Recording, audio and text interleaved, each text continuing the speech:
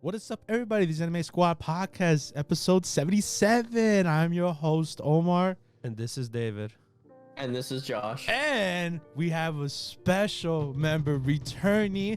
He's back from the dead. He came in last minute, but better late than never. Introducing himself is Robbie. Oh, yeah. It's good to be back. Welcome back, bro. It's good to be back, man. It's been a while. I have not been here at all, as you guys know. But like it's good to be months. back. 3 months. Yeah. Yes. You almost missed the whole season, but I almost missed the whole season, but better late than never. Just for the last 2 episodes of the season. Hey, but like I said though, better late than never. You know? you're like Gandalf, bro, from Lord of the Rings. Exactly. I came in with the Eagles. Exactly.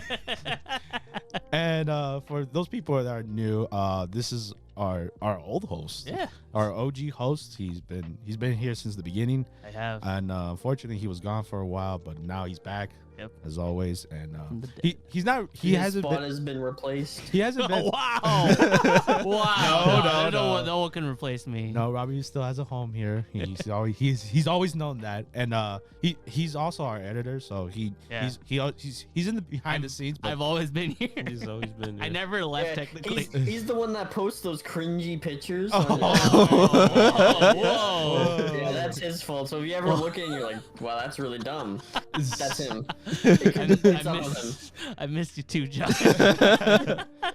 But anyways, besides the long intro, we have timestamps of the favorite shows of the season, and also we if you haven't catched the latest video of our fall preview, go ahead, check it out. It's pretty good. Please do. I put my heart and soul into those videos.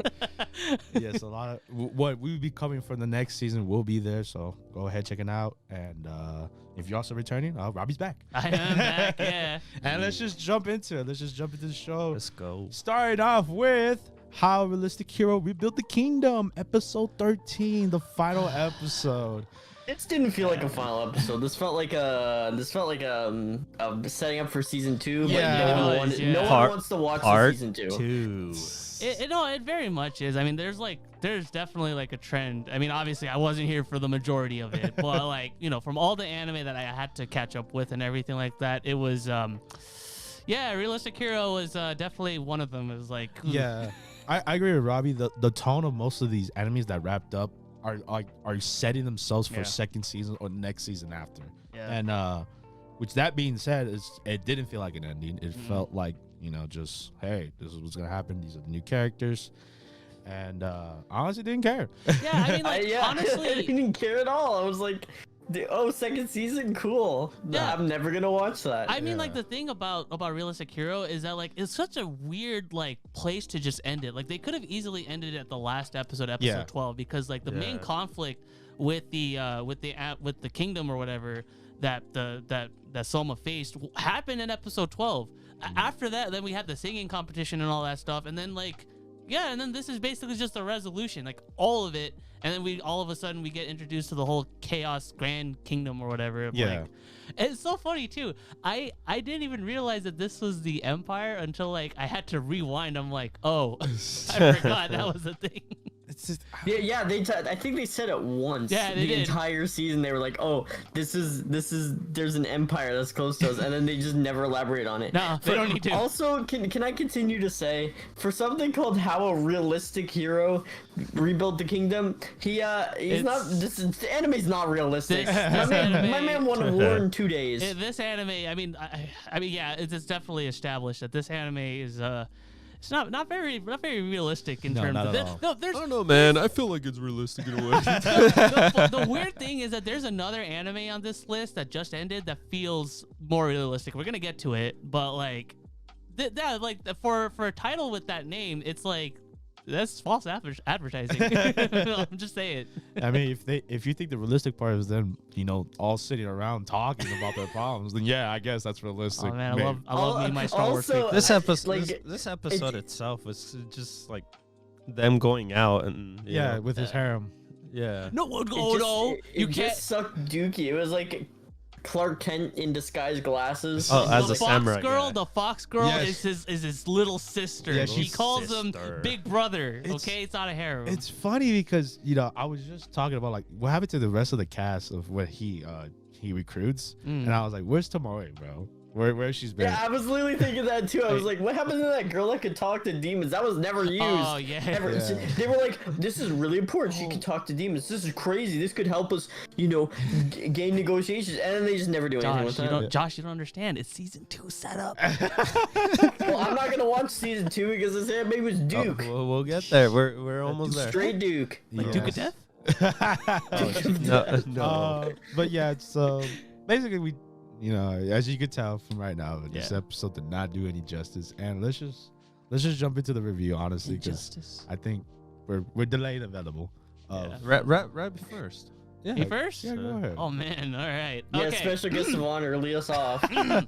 So, as y'all know, as you guys here know, the host and all that know, I wasn't here for most of the season, so this is gonna be a very ongoing trend that all of these anime.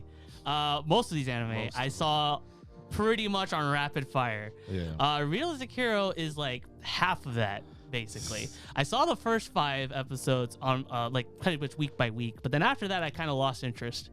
And I can definitely see why I did when I caught up to everything. The main character, Soma, is not fun at all. Like the first couple episodes, I'll admit, there was a reason why I kept up the first couple weeks. The Soma as a character was at first was an interesting take. At first I enjoyed kind of where he was going. The fact that he was given the crown, the fact that he basically has a whole kingdom that he has to lead. Up until all the war shenanigans and up until all of that, where it's like, why? None of that was necessary. It was just okay, it's just basically standard fantasy isekai animation shenanigans and stuff, and none of it really felt like it mattered. The whole thing with Lycia or whatever, where she cut her hair, it's I feel like they just kind of took an anime trope 101 kind of raffle or whatever, and they just drew that, and then they didn't know where to put it, so it's the meeting, all right, just have her cut her hair. Yeah, it's there was no real purpose or anything like that to it. So yeah, all in all, it just felt like filler, honestly. Rating wise, I guess I'd probably put it around 3.5 out of 10. It wasn't super egregious or anything like that, but it was just forgettable. I can easily just kind of forget. And it's sad too, because the first couple episodes, it felt like it was going somewhere with it, but then all in all, it was not really.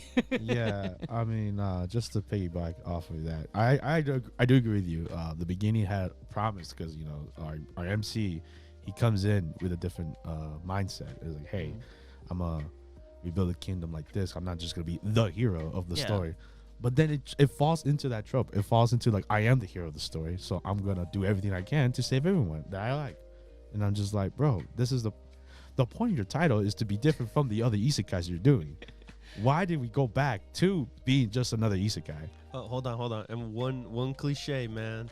I gotta save everyone. Yeah, everyone gotta be saved. That episode with the elves, right? And how he was oh, I didn't save everyone, so I failed. And I was bro, there was nothing you could do. It was a natural disaster. So yeah, this show it was a job to watch. It was honestly unenjoyable in some episodes, and I give it a 2, man. Honestly, just not worth your time, and I'm surprised we made it this far. I was honestly waiting for you guys to tell me that, hey, Robbie, we dropped it. You guys, you don't have to use that image anymore, but it never happened. Yeah. That's what happens. Yeah. That's when, oh, jeez. Because again, for me, the 5 episode mark was when I decided to delay the inevitable of having to watch everything. Yeah. I guess for me in general, the show was pretty much a meh show. It's just it's in the middle. There's nothing like that. Like, oh my god, can't wait for next episode. There's nothing like that. This show is just an average show. Like, if you would throw this in a hat, you'll never find the damn anime. And the music in this was bad. I didn't enjoy it. Even if that was some of the soundtracks they kept repeating it, right? Repeating it, yeah. And animation, it was all those slideshows. Yeah, love at times. Yeah, Mushoku Tensei, this was not. They spend time on the rotations, of course. And they stopped doing that, though. They stopped doing that. They learned a lesson. Yeah. Too much in the budget. Too much. The $5. Yeah. I'm gonna just get a straight 3. Just 3. Okay. Josh? So, it's no surprise by her scores. This anime straight dookie butthole. But I'm gonna go into a little bit more about why that is, because, you know, like David said, this show isn't like offensive. Like, you can watch this and nothing would change in your life at all. You probably forget about it within 30 minutes. Most definitely. It literally, you throw this in a hat, like David said, you'd never find it. It just is in the sea of generic isekai anime. It has almost no life to it with its characters. I was originally hyped for this because it has our two main leads are the same voices as Subaru and Rem. So I was like, oh, maybe they have a good dynamic since they've done a very popular anime together and they've been, two characters in love and stuff like that. It didn't happen. I forgot they were even even there. Anything but generic, no drip Soma and Licia, who is a cool character, but she just is reverted. She starts off as like this strong damsel, not damsel. She's like a strong woman. She's like a warrior or whatever, and then she just turns into like, princess, and that's it. That's all her character is the princess. And she has like the thing that Rabbi said about the weird resolve with the hair thing. It's literally like they just were like, we gotta put an anime trope into it. Let's just do the hair thing. It didn't make any sense at all. It just happened. It's like, why'd you do that? And one more thing. We hardly got anything with the characters. Not even Mufasa. I know. The squad he implemented, that they're hardly like, you hardly care for them. There's like only like 1 or 2 people that you're like, oh yeah, I like you, just by your looks. Yeah. Like Aisha's the only one that's like prominent. You got the guy who he hired as like his personal assistant or whatever. He barely makes any screen time. No, it's kind of ridiculous. Honestly, this anime is just, it just wanted to be this generic like, hero in another world thing, and it's like I said, it's not offensive, but it's just not good. It's just like really, it's mediocre, borderline bad, and you shouldn't watch it because there's lots of other isekais that you could just be watching in general. Like you'll never get anything more out of this. It's just, it's not good, and it's boring, and there's no character development. All the exposition happens just with them talking together in like boring slideshow animation. JC staff, I'm going to go on a limb here, I hate them for their crummy animation style. What happened to Toradora, I don't know, because that was in 2008 and you should be making animation like that. Hell, even Duke of Death was better, and that was CGI. Not done by them too. Yeah, like it's not offensive, but it's just probably the most forgettable anime of the season. Like you could just pass it, never even talk about it again. No, for me, this is the second most forgettable anime. 2 out of 10, baby. 2 out of 10. And that's how Realistic Hero built the kingdom. And if you're asking, no, we are not watching the second season. No. I like how you said that. I like how you said that. It's like, and that was how he built the kingdom. That's how he did it. That's how he did it with his own 2 hands. Yep. I'm happy how it ended, and we can move on to the next anime we have. It is Tsukimichi Moonlight Fantasy episode 12, the last episode of this season as well. It is. And big old fight in the beginning. Yeah, I was gonna say that at least this one felt like a finale kind of episode to a season, because it had a big fight. I mean, granted, it came out of nowhere, but at least it did something with it. I think that's a way to describe this anime as a whole. Like, we'll talk about the episode, of course, but I just wanted to say, like, this anime as a whole, honestly, every episode feels just like a random assortment of stuff. Like, it's just like they had a bunch of ideas and they threw them at a wall, and we're like, we're just gonna put it in the anime. That's what this anime feels like. Especially in just like random paint splatter. This episode in particular, like, it's just stuff was just happening. It was just like, all right, we have the war between demons and humans. We now the demi-planes, we recruited the force orcs. That fight came out of nowhere. There was no build up to this war going on or anything. Yeah. It was just it's like the most random thing. Literally, he was like, the whole thing was originally supposed to be like, okay, we're gonna recruit the forest ogres. Lich, you come with me. And then all of a sudden, the goddess is like, random demon war battle. Nope, here's what it is. Yeah. Like, that was weird. He was teleported by the goddess. Herself. I guess she was one of them. But still, out of nowhere. And even the episode before this, Rabbi, I want to hear your take on this. Remember when he just straight up kills someone? Yeah, that was he just murdered someone, and then they never talked about it again. And the funny thing is that like there were three human adventurers. We only know what happened to one of them. What happened to the other two? Did I miss something? We'll get to that on our review. Yeah. When we review and stuff. Yeah. But yeah, no. It's just the fight itself. I don't really have much complaining about. Like, I feel like the fight choreography in this episode, anyway, was pretty solid. Like, it was really good. Especially when he's flying in the sky and he does his his bow down. That was beautiful animation. They spent their whole budget on this episode. Yeah, something that Realistic Hero didn't do. Or they didn't do in the series. Oh yeah. But yeah, it was like overall, I guess, like as an episode ending, it could have been worse. It definitely could have been worse. It was pretty standard for what it was, and I thought it was okay. Yeah, I mean, this is like the last anime. It sets up for the second season. Yeah, obviously. Yeah, so they. But at least this one got a confirmation for it. I don't know about Realistic Hero. I don't think they said it. No, they Did they? Yeah, they have. Okay. I feel like it's like an out of obligation that they have to say, like, hey, second season's coming. Yeah. Watch it. Yeah, and like who's gonna watch Realistic Hero second season? I don't even know. I don't know. Somebody's grandpa probably. Somebody who's seen every anime on Earth is gonna watch it. So sorry, they gotta add it. Their MC itself, like he got his dream. You know, he got to like do his merchant thing. Yeah, open his shop. Yeah. Yeah.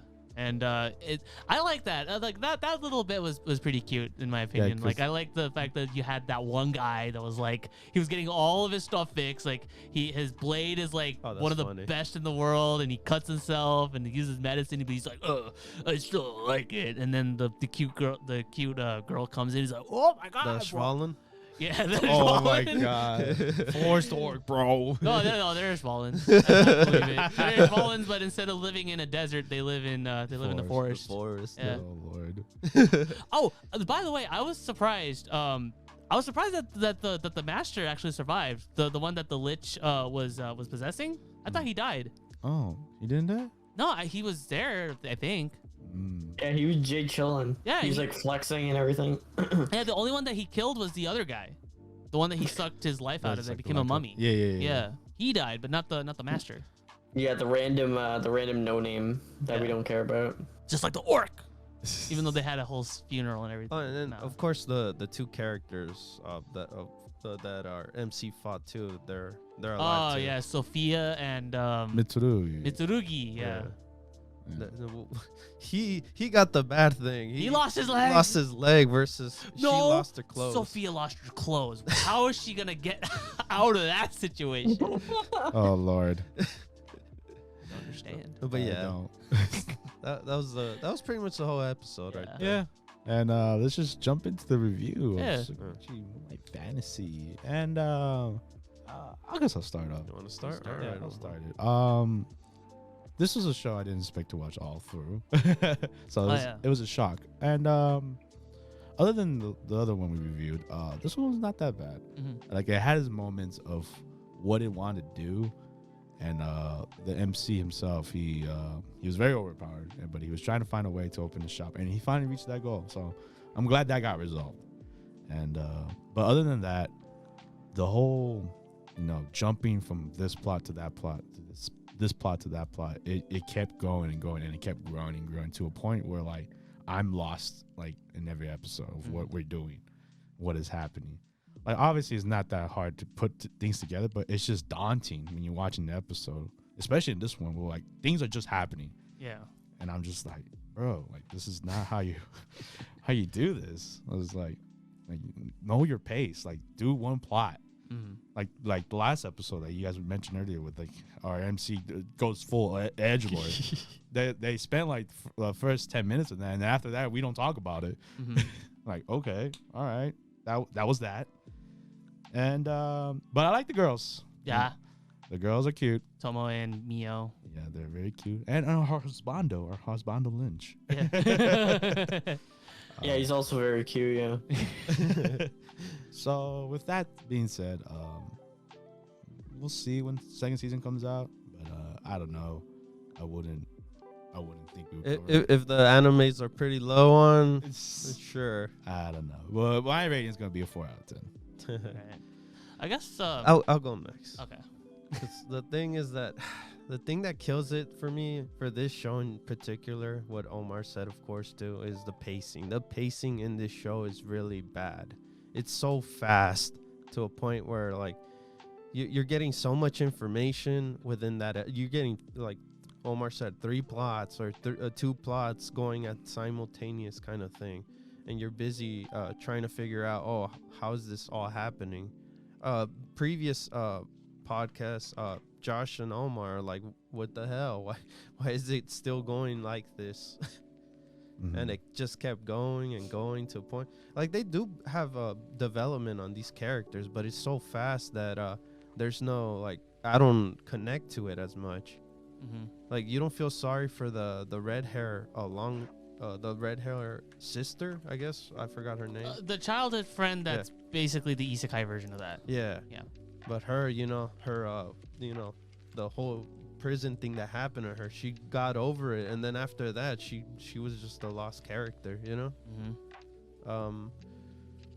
don't what other beef did I have with the show? I enjoy the characters. I have fun with the characters. Characters are fun.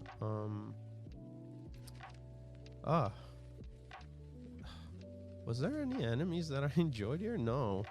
Like enemies, like bad guys. Bad guys. I guess the other company, the shady, the other merchant group, and the butler. Does the infected merchant's family count as bad guys? I don't know. This show is weird. No, actually, Sophia Mitsurugi, they're the new enemies, bro. Those were the enemies, of course, on the last episode. Of course. Goddess, I guess, counts as a bad guy. Yeah, the goddess counts. Yes, there you go. Yep, there you go. You got it. My bad. An antagonist. But yeah, I think I'll give this probably just a 4. Damn. Yeah. All right. I want to go next because I have some stuff to say about it. So what you guys said, I agree with. I definitely agree with what you guys said. I'm with you guys on that one. But the one thing I want to point out is development wise, I'm completely with you on that, and I think, in my opinion, there you go. Hold on. Extending the show itself. Damn it! The show shouldn't be an episode. It shouldn't been 12 episodes. Damn it. It should have been 24. That's what you wanted to say? Yes. Damn it! I'm sorry, Ravi. It just got in my head so badly. I'm sorry, Ravi. Yeah, that was what I wanted to say. Oh, okay. I wanted to be. I wanted to be 25 or 24 episodes. Yeah, because okay, I agree with you. It's like this whole anime felt like it would have benefited from a 6-month long airtime instead of a 3-month one like usual. Because yeah, you're right, it's like all of these plot threads or anything like that, like the meandering, I don't mind if it's a long form anime, like let's say Inuyasha or whatever that has 100+ episodes or whatever. You're gonna have some meandering every so often, you know, whether it be source material or through filler or whatever. And it had it in the show. Yeah, and this had it in its show, but with a 12 episode runtime, you can't, you shouldn't be able to just kind of like freely give away your real estate and just kind of like speed things through, like, oh man, everybody's gonna lose attention, oh, what are we gonna do? You know, that doesn't work. And that's one of the things I don't enjoy about it. But with all that being said, the characters are betterly handled. They're much better handled in this than the last show we talked about. Oh yeah. They're entertaining. Tomoe and, you know, her whole thing with like, oh man, I love Japanese, like I love Japanese samurai. And I kind of wish they elaborated more on Mio and like her being like super into tokusatsu and anime, because that never really got brought up anywhere. They mainly focused on the Tomoe stuff, but not really on Mio. So that kind of sucked. And then also like the second to last episode, like we mentioned before, with Kuzunoha being like completely like batshit insane and like killing off that adventurer, and we don't even know what happened to the other two. So for all we know, they're probably gonna find her remains and just kind of like, what the hell? And then basically just swear revenge, and some other tragedy's gonna happen. Hey, second season. Second season, that's what it's for. But unlike Realist, I think this one I might actually low-key be looking forward to. If I'm not gonna be too busy, you know, even if we don't watch it in the podcast, I'll probably peep out a few episodes to kind of see where the show is gonna go. Because I feel like I do have faith in it, but I do feel like that extra runtime would definitely help it out. Because I do like the characters, and I don't mind a little meandering from here and there, but it's a shame that it's just handled poorly, in my opinion, and some of these don't go anywhere. So all in all, I would probably give it a good 5. Just a 5, like good, just middle. And I feel like if it did do these plot threads again, if they do have a better second season, I'd be willing to bump it up to like maybe a 6, even a 6.5. Who knows? Okay. But for what it is, it's just a 5. Average show. Average, yeah. All right, Josh. All right. So you guys always save the best for last. Always. This show is a weird one. It's not like, it's better than Realist, definitely, because it actually has a personality. It actually has like stuff that it wants to do, and it has like, you know, decent characters. I don't think they're amazing, but at least they have some sort of personality. But that's where basically my praises for the show end. I was one of these people that I watched it and I'm like, this show is just really poorly written. Like, it's so unfocused, and it has like no plot at all to it. It just sits there every episode and something new happens. It's like Monster of the Week, but within the episode it loses focus of the plot. Like, you'll be having talk about the demi-plane, and we'll finally feel like, oh, we're getting somewhere with it. Oh, we're finally understanding what it is, because I still don't know what it is, even after 12 episodes. Or what the city they're building is, or whatever, or anything, really. It just, every time it begins to start to explain something, it just stops, and we get something completely different. We get, like, some meandering around town, or we get some merchant stuff, or we get some shenanigans, or something like that, or some new people that he meets, where he shows his overpoweredness and stuff. It's just, the plot is just so poorly written that I found no enjoyment in it, and like, it's not horrible. It's definitely, like, it has promise, but the writing is just awful. It's atrocious. It just doesn't flow well at all. There's no fluidity to it when you're watching. It feels like you're watching 3 different episodes at the same time. The pacing's all wonky. Sometimes it'll be extremely slow paced and like meandering, like Rabbi said, and then sometimes it'll be like blistering fast, 1 episode final battle, like the last episode, or him straight up murdering someone. Like, it just, that's the biggest sin that this show has, is just poorly written. It just doesn't feel cohesive in the slightest. It has parts that could make it really good. It has, you know, dejected isekai protagonist that has to fight hard for his life basically and for his rights and stuff. That has promise, but it just did absolutely nothing with it. It kept, devolving into weird ethereal stuff like the demi-plane and weird ethereal beings living there, and then the merchant whole subplot is really dumb and weird, and I thought it was a joke in the beginning when they first mentioned it. I'm like, oh, he's just trying to fit in with humans, so like there has to be another goal, right? Nope. No, he just wants to be a merchant for some reason. Like, it's just really random, this show, and for that reason I can't recommend it, because like I said in the last one, there's just so many better things you can watch. It's like it's a 2 or 3. I don't know. I haven't decided. 2 or 3 out of 10. I didn't enjoy it. It's painful because it has a decent premise, but it's just, man, it's badly written. So what is your rating? Just 2.5. Yeah, right. Yeah, 2.5. Just go through in the middle. 2.5. Okay. And 0.5 better than Realist. Hey man, that's Josh's opinion. That's true. To each their own. And but that would be it for Tsukimichi Moonlight Fantasy, and we'll see the second season. Question mark? I don't know. Yeah, that big question mark. We'll see. And with Hopefully not. And with that, we move on to the next anime. We have the Dungeon of Black Company, episode 12, final episode. Oh man. For this one, and this is weird. Nioma is like under arrest. You mean Kinji? Ninomiya? Yeah, he's. That was cool. He's like, game for trial. It ended up being a court episode. It was interesting. Again, this didn't feel like a final episode, man. It just felt like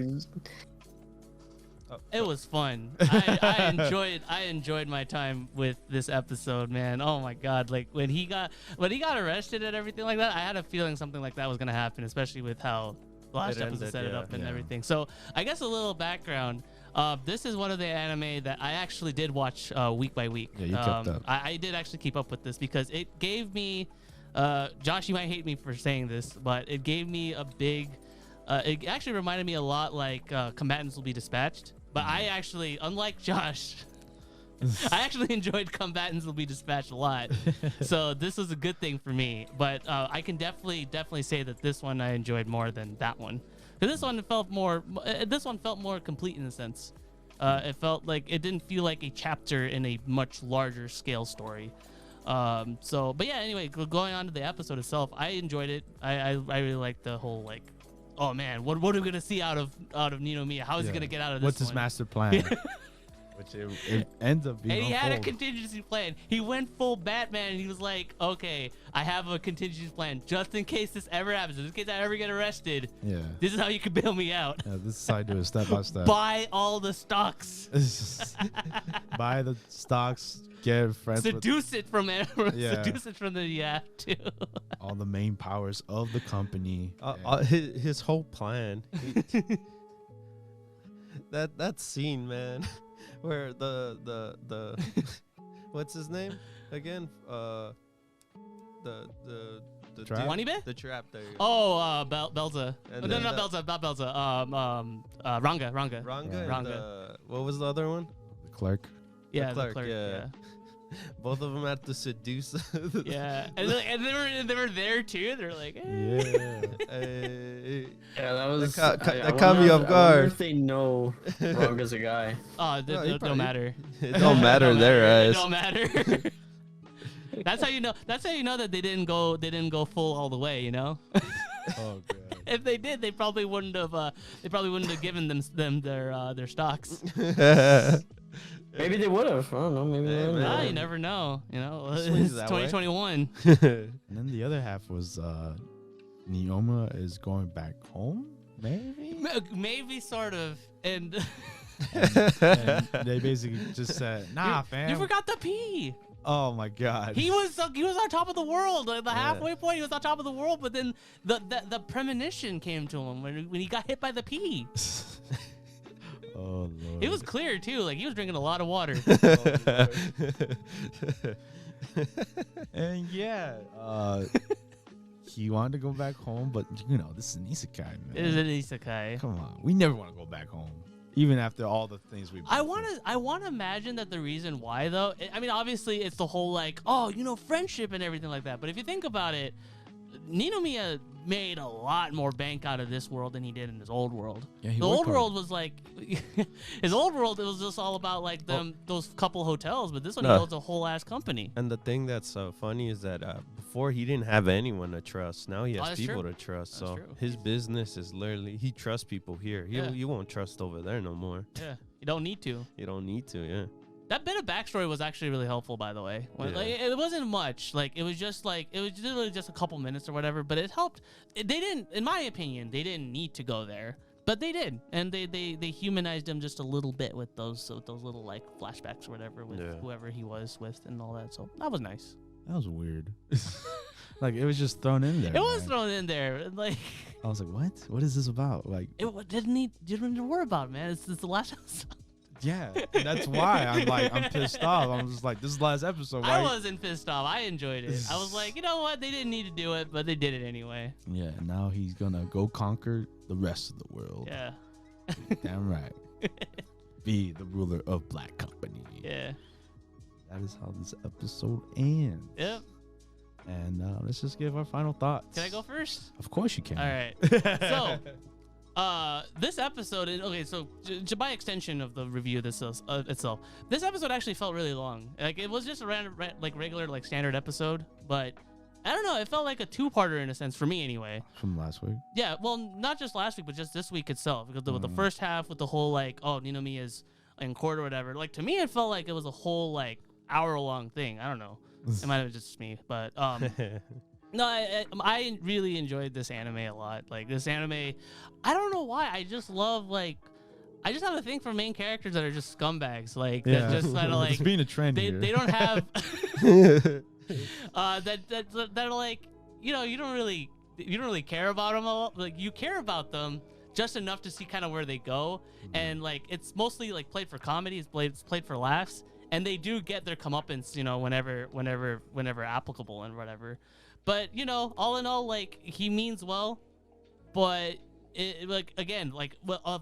with all of that combined, he's just a scumbag, and it's just really funny. I love the supporting cast too, like Shia, Wanibe, Ranga, Rim. They're all fun. They're all fun in their own ways. I like again Wanibe and like his wholesomeness and everything like that just kind of like balances off like how much of a scumbag he is, how much of a scumbag Ninomiya is, and everything like that. And Rim tagging along just to kind of like for food and everything like that. Like everybody's got their own gains, but it just so happens that like they all kind of meet in the middle. Speaking of which, the middle in particular, I felt like, in my opinion, went a little bit too long. I feel like the future arc. Yeah, the future arc. I feel like they could have shortened it a little bit. That's definitely like something that I kind of wish they shortened a bit more. But other than that, I feel like the pacing was pretty solid. Like every episode felt like it was going someplace. Every episode felt like it had a purpose to be there. And I don't often say this about like isekais and stuff, but this one was really unique in a sense because like it was an alternate like fantasy world, but it was actually very, very similar to like our world. Like they had buildings, they had an infrastructure. They were building a realistic company. Oh yeah, exactly. So going back to what I was saying, talking about realistic hero, this actually to me it felt like this was handled more realistically than the other one did. Because like again, like the infrastructure, it felt like something like they would do. Yeah, there's like a power triangle. Yeah, there's a power triangle, and like everybody's trying to like up each other, like in this high like shark game in a sense. But yeah, all in all, I really enjoyed it. I thought like a lot of the jokes they had were really funny, and if they do have a season 2, I myself am super hyped for it. I can't wait. Overall rating wise, I would give this a solid 7.5. 7.5 just for like the first season. I would even jump it up to an 8 personally, but it's 7.5. Strong 7.5. Wow. Yeah. All right. Let me go next. Okay. All right. This show was entertaining. I enjoyed it. I enjoyed for what it was. It was a okay 12 episodes. I enjoyed it. I like most of the characters. I don't like all the characters. Some characters, I don't know why they were there. There was hardly any me to connect to these characters. I only like the blue hair girl, the yellow dude, the main protagonist, and I think that's it. You didn't like Rim? No. Damn. All right. The rest, yeah, no. Dang. And then when it got to the whole arc with the future thing, like you said, it was too long, and I feel like it was not even necessary. They should have just done one episode of him like seeing the future or something. I don't know. They should have. What was the That's whole? a Raven. Yeah. What was the whole point of doing the whole thing? It's to give context, I think. It's to kind of give purpose, because before it was just, oh, he just has to climb up to the top, but now it kind of gave him a goal. Yeah, but you could have got a premonition, and like, oh damn, I gotta change things, in a way. The future. Yeah. and the new little girl, the dark Ram's sister. Yeah. Little sister, quote unquote. Oh yeah. There was hardly anything with her other than her being that one episode. She was sick, man. Yeah, she was sick. Well, it kind of helped establish kind of what the whole dungeon and all that mechanics was about, because again, Rim was the original guardian, but then she ditched her job, so she was born, and now she's unhealthy, so it's all connected in a sense. So I don't know. It made sense to but me. I really didn't care that much for her to even connect. Yeah. Like, she's just there, just for there. I prefer her, Ren. Rim. Yeah. Yeah. Solid 5. All right. 6. 6. Oh, wow. Yeah. Sudden bump. Wow. Insane. It's gonna be shocking, but I do not have high praises for this show. I think after the whole, I think it's everyone's problem here. The future arc was just like, what was the purpose, right? And I think once we came back from there, for me personally, I just didn't care. Like, after all that, it was just, Niyomiya doing everything right, and Niyomiya overcoming every obstacle. And I was like, okay, that's cool. And there was some episodes I'm just like, why is he here? What are we doing? He got a gun. Yeah, he had. What happened to that gun? He still had it. Did he? Yeah. Why didn't he pop it out? The gun was the one that showed him what was in the tomb. But I mean, the last episode. Yeah, that happened in the last episode. Oh wait, no, or did it? Either way, there's some things that there are some characters that show up just for one episode, and I was like, okay, whatever. But it is our main cast, and our main cast, like Robbie said, the main character you don't care about. The lizard guy, Wanabe, he's okay, but he barely gets any screen time after the whole future arc. Like, they show him oh yeah, he's awesome, he's great, he's doing a fantastic. Like, what? Let me see that. Let's build some character with that. And I didn't feel it. And I unlike David, I liked Ren a lot. She was the kind of the light in this whole anime for me. No, I don't like the sister. Oh. Okay, well, either way, I liked her. I like the sister too. I mean, they're both the same.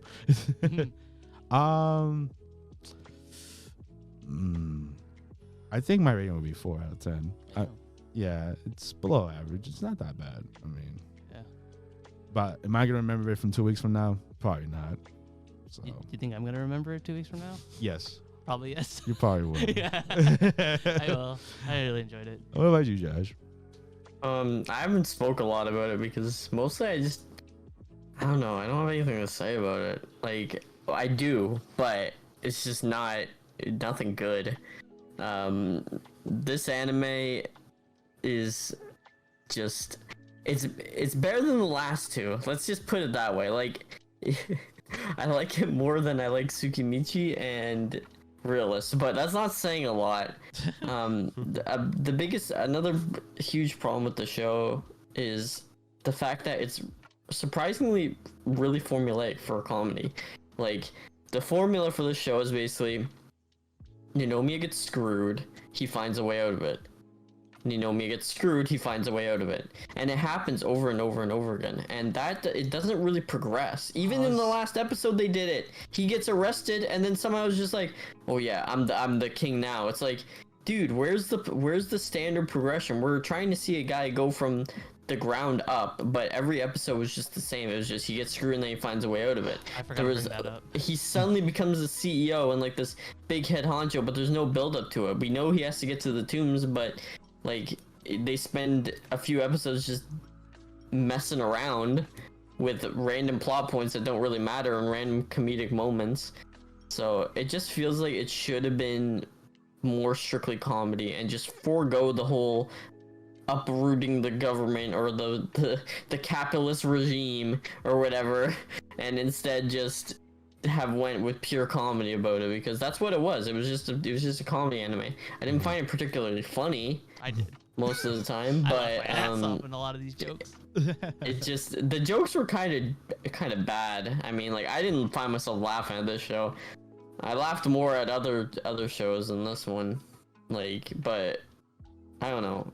This is just, I didn't like it. I thought it was wasted potential. It had a low budget. You know, the faces were kind of annoying, like, for the characters. I know it's just the art style, but I didn't really like the weird mouth thing that they did. I love that shit. I didn't like that very much. I thought it was kind of, like, weird. It was like, dude, okay. And then, yeah, I feel like the world's kind of lifeless, too. Like, they keep going into these dungeons, but then they just end up in random parts of the world, and you don't even really know where they are most of the time. They're just kind of there, especially in the future arc. Like, dude just gets zapped to the future. We don't even know who caused it. Was it the Rim sister who was doing it? I don't even know. It was the grandpa. I think so. It was the grandpa, the old guy. But like, it's just, it's a comedy anime that wasn't funny, so it failed at that point, and I give it a 2 out of 10. Okay. No. Okay. Okay, I should have probably figured that. I mean, that's, everyone has the opinion, and that is our ratings. And with that, that's the end of Dungeon Black Company. And with that, we move on to our next anime. We have Remake Our Life, episode 12. All right. And just that reaction, you know where we're going. I hated this ending, dude. My man just up and left his family and went to go get milk and never come back. All right, so I wasn't here. I'm so mad. I wasn't he here. Did that. I need to put my 2 cents in, because this is the first time all of you guys are hearing about this. I disliked this whole anime at the period. I didn't like the girls. That was one of the few highlights. The girls were cute. Shinoaki is adorable. But other than that, I disliked everything else about this anime. I hated how the whole concept worked in regards to, like, him going back in time and redoing everything. I hate how he has the same. I hate his design. His design is like the most boring design ever. He has the same design as Tsurayuki. We'll get back. We'll get into it even more with the. Okay, yeah, because he only showed up for like a couple seconds. Anyway, yeah. But the episode itself, it was like predictable. I had a feeling he was gonna like ditch everything and kind of go back. Why? I'm really mad. Like, that's just, if this show ended off with him staying and being like, you know what, maybe the history I made for myself was okay, and I'd be like, you know what, it's all right. Like, it's not good. It's definitely not, like, I don't like this anime either, Ravi, but like, I could end it off with it's all right. But the fact that he actually goes back in time and leaves his cute little daughter, especially when Shinoaki's just getting back in the drawing, I'm like, dude, you're sick. What is wrong with you? Here's how I see it. That was weird, man. Here's how I see it. To me, there wouldn't have been any good ending for him, whether he chose to go back in time or not. Because the way I see it, the dude missed his whole life. Like, those 11 years or whatever, where, like, he actually had this family, he didn't live it out. He only lived like a couple months of it just to kind of get a taste of kind of like what his life would have been. If he had chose to kind of like, live through it out, he wouldn't have had any memories of ever falling in love with Shinoaki, marrying her, or even having a kid with her. So I know what you mean, Robbie, but right now, because he keeps going back in time and flip-flopping through the universe, he's at the mercy of the little lolly pink hair girl. Like, she can just she do whenever. just to be able to snap her fingers and flick him back and forth in the time whenever he wants. Also, that's never explained. No, it's just a supernatural entity, I guess, at this point. Like, I just, in my head, I just kind of think she is just Morgan Freeman from Bruce Almighty. Oh my god. And he just got bored, decided to become a pink-haired lolly, and just decided, hey, you know what?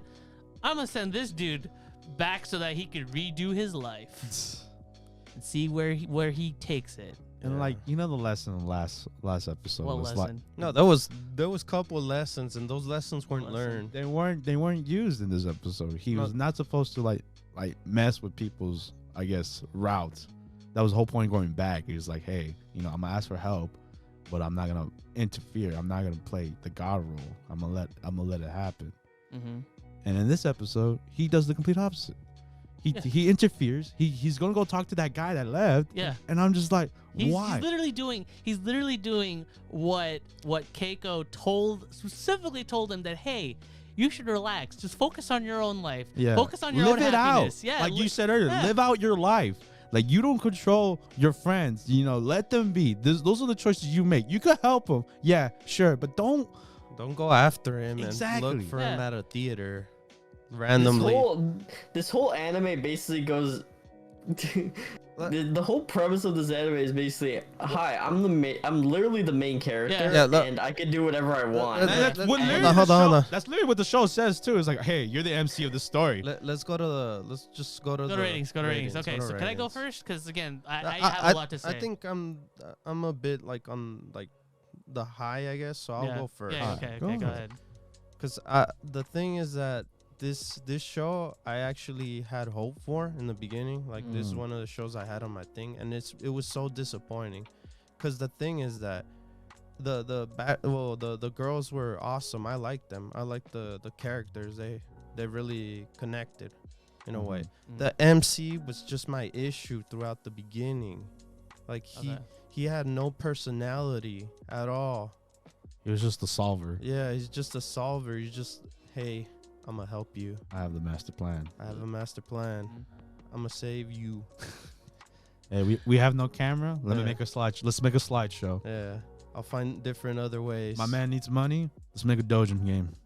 Mm-hmm. Yeah, because he knows the future in a way. Yep. Yeah. And everything works out perftly for him, and because he's no butterfly the perfect Gary Stu MC. And that's the thing. Once it got to that whole, you know, him in the future, you know, it was supposed to change him, you know, like, oh, look, all of this shouldn't have went this way and stuff like that. Like, right off the bat, he was pretending like he's living his day like regularly. Yep. And that was so upsetting. I'm like, why?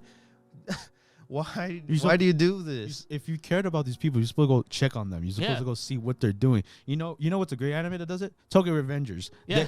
He literally, every time he goes back or forward or to the present, he checks on his friends who he's trying to save. And this one, it doesn't do that at all. No.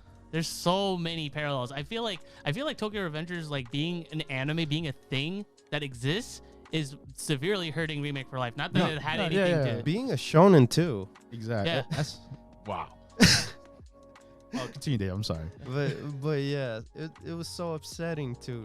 Once it got to that the whole future thing, him going to the actual future, it was my mind was like, no, why didn't you learn? It was so it really hurt my heart. Even though Josh got his ending, and it was cool. I was fine with that. You know what? You got your girl, but then you leave the rest of the squad out of the loop. It was a trial period. Yeah, and then the next episode, he was like, "Oh no, now I got to worry about them. Where are they? Where are they now?" Yeah, and I'm like, "Oh no." So you're just like, oh, look, my main girl's here, and then I'm just gonna ignore her just to go after the rest because I care about them at that point? You changed. It didn't make much sense either. Also, David, can I just intercept too? I just want to add to the point as well that Nanako and Shinoaki were both coming back to their passion.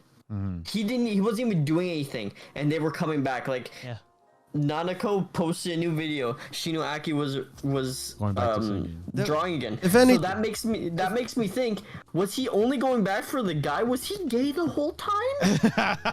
You know what? Was he only going back for the guy? I feel like he's the villain of this story. At this point. Oh yeah. He's ruining everyone's happiness, man. Yeah. He's like, you have our daughter and you're drawing for her now, and it's like cute. Now you have like passion. Well, screw you. I don't want to watch you. He even lies to her and says, "I'll support you," and then he leaves. But yeah, so. Damn it. What's your rating, man? My rating. Man, it's the most disappointing I ever heard you, man. I know, because I cared about it in the beginning, and now it's just. I think the MC ruined it. The MC literally ruined it. I would have just gave it a meh kind of thing. It's just a 2. Ooh. Yeah, another Alright. 2. Damn. That's how upsetting it was. All right, Robbie. All right. So, considering I wasn't here for the entirety, I knew from the get-go. I had a feeling from the get-go. This was like one of the anime that I postponed the most. I legit have not seen a single episode of this anime prior to, I want to say, like Tuesday, probably. Hey. Yeah, so it was like, as of this recording, it was like 4 days ago. And I watched all of it, including the 1 hour special, including all of that. I saw it. And oh my God, I hated the premise from day one, because the single most thing that annoyed me the most was that other than fixing his own life, he inadvertently ruined everybody's life by being involved. Mm-hmm. Like the team, the Platinum Generation, they didn't need him. They were already successful as they were. But he wanted to be part of it. But he wanted to be a part of it. Yeah. Oh, what if they have any issues? Let me go fix it. But he inadvertently became the only one. He became the issue. He is the issue. He got his life together, and then he ended up ruining pretty much everybody else's life. And I want to say it, Shinoaki ruined her life by marrying him. There was no reason for that to happen at all, especially considering that we didn't get anywhere to it actually happening. That was atrocious. Also, can I add too that, like, not only did he ruin their life, but he made them so, like, he didn't learn anything at the end. At the very end too, he's still trying to control the situation with Kawasegawa, the red-haired girl. Here's the thing, right? In the future. I was, again, I've been in the background. I was editing all the episodes and stuff, so I heard all of you guys talk about it. And I know at one point, you guys each had some sliver of hope for these characters. Yeah. But as I was watching, I had no hope at all. Damn. There was no hope in me at all. I had a feeling like, okay, at the very least, I could at least attach something. And the only thing I attached myself to were Shinoaki. I think she was cool. Nanako a little bit, but like I feel like there wasn't really much going else on in terms of kind of like how she is as a character, because it's just like, oh, you know, she should sing. And the only reason why he knew that was because she became really big at singing. He basically used everything to his advantage. They even recognized it, and she did. And was it the god or whatever? It creeped him out. Yeah. The Platinum Generation is like, how do you know this? Right? Yeah. It's like you basically, he is pretty much the antagonist, but he is treated in a sense where he is like, where he's amazing, you know. Yeah, he's holy. He doesn't get any repercussions at all. Like at least with Dungeon of Black Company. Like the show itself knows how much of a scumbag our main guy is. Like he comes out on top, but he has to struggle. There's no struggle at all with this guy. He pretty much comes out on top in every single regard. And I think what upsets me the most is the moral of the story itself. That he got a chance because he was able to go back in time. There was no point of let me remake my life, but like kind of go forward, you know? It's basically telling us, the reason why he got it was because of that. But anyway, all that said, it's a 1. It's a 1 out of 10. I hated this show. Like, again, like the only reason why I would consider bumping my score up just a little bit is just because they have a couple good characters. But other than that, everything else is trash. Everything else is absolute garbage. I hated everything about this show. It's a 1. Damn, I never heard you give it was very volatile. Rabi's 1. Yeah, First one. Yeah. That's crazy. I won't take as long. You guys just, we said our main points with this show, and this show's just, I don't know, man. If I could go back, I would change. If I could go back in time, I would change. I would watch this show. Exactly. I would change from us watching this show because where it leads. I forgot about the hour episode. You're right, bro. I'm just like, Jesus Christ. Again, I experienced this super recently. It's all fresh in my head. I wish it wasn't. Yeah, and I could have been literally watching anything else. So, yeah, this is just the whole other half is just terrible, terrible. And there's other time traveling shows that have done a better job than this. Like we just mentioned, Tokyo Revengers comes up to mind right away. And they're setting up for a second season. That really pissed me off. They didn't need to. And I know, and that's the trend with most of the animes we have covered. They're setting up for a second season, which weakens the ending for this season. I would have been less pissed off if they just decided to just fast forward to what his life would have been after he went back a second time. But they chose not to because they were like, nope, we got more set up. No, because he keeps setting it off to being the same thing. They even said at the end, they were like, my remake has just began. I'm like, then what was the point of watching this anime? He's in a time loop that he himself has control over. It's not like Subaru that's like forced to suffer.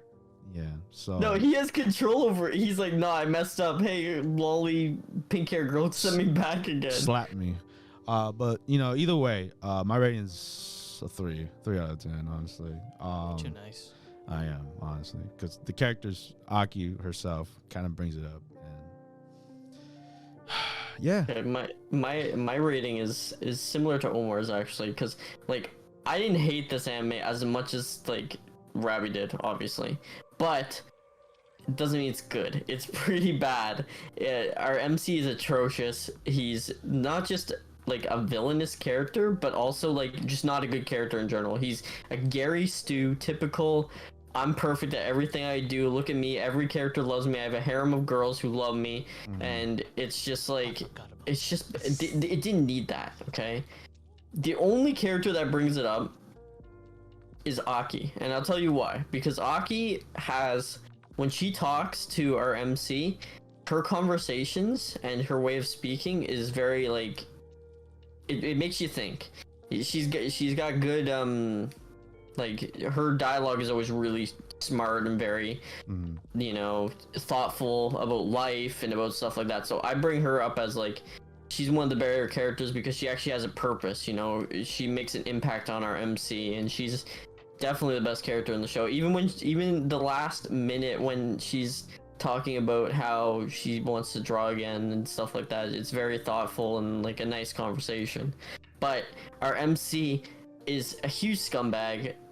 He literally goes into the future, forms a connection with his daughter and his wife in the future, and then he's like, I want to throw it all away because I want to go back in time because I love the other guy who left to go be a doctor. What? Like, dude, Nanako's coming back. You could have just gotten in contact with her, okay? He didn't even try to get in contact with her this whole time.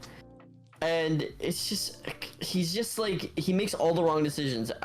Sometimes when I watch anime, I'm like, oh, what would I do in this situation? I think of a scenario, how it would be different if I was making the decisions. And I've thought that so often. You know what? The thought came out right now that you just said. Why didn't you just try to call these people? Instead of just wondering. He was just like, you know what? I can't do anything about it. Dude, just call them, bro. Yeah, have a conversation with them. You had a conversation with them. With your wife. He didn't do that to his wife. He could have been like, when she originally said, no, I don't want to draw for you, he could have been like, come on, draw for your kid, right? Like, come on. At least just draw like a face or something. You don't have to go crazy on it, but he just sits there and wallows and cries and acts like a little baby because of something he did. He's a horrible MC. He's a 3 out of 10. Yeah. Like, nice. I can't, like, the colors were pretty. They were very vibrant. The girls were cute.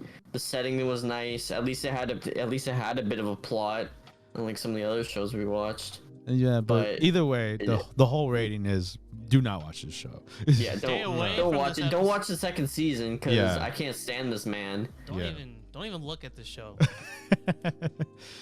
Remake Our Life. There's so many other remake shows. I'd rather you watch Erase, and that's not even a good show. Hey, but I'm curious on people's opinion too. No, yeah. Leave a comment. See what you guys thought of Remake and how it was your take on it. Did it change your life? Did it give you a different perspective on? Did it remake your life? I'm very curious.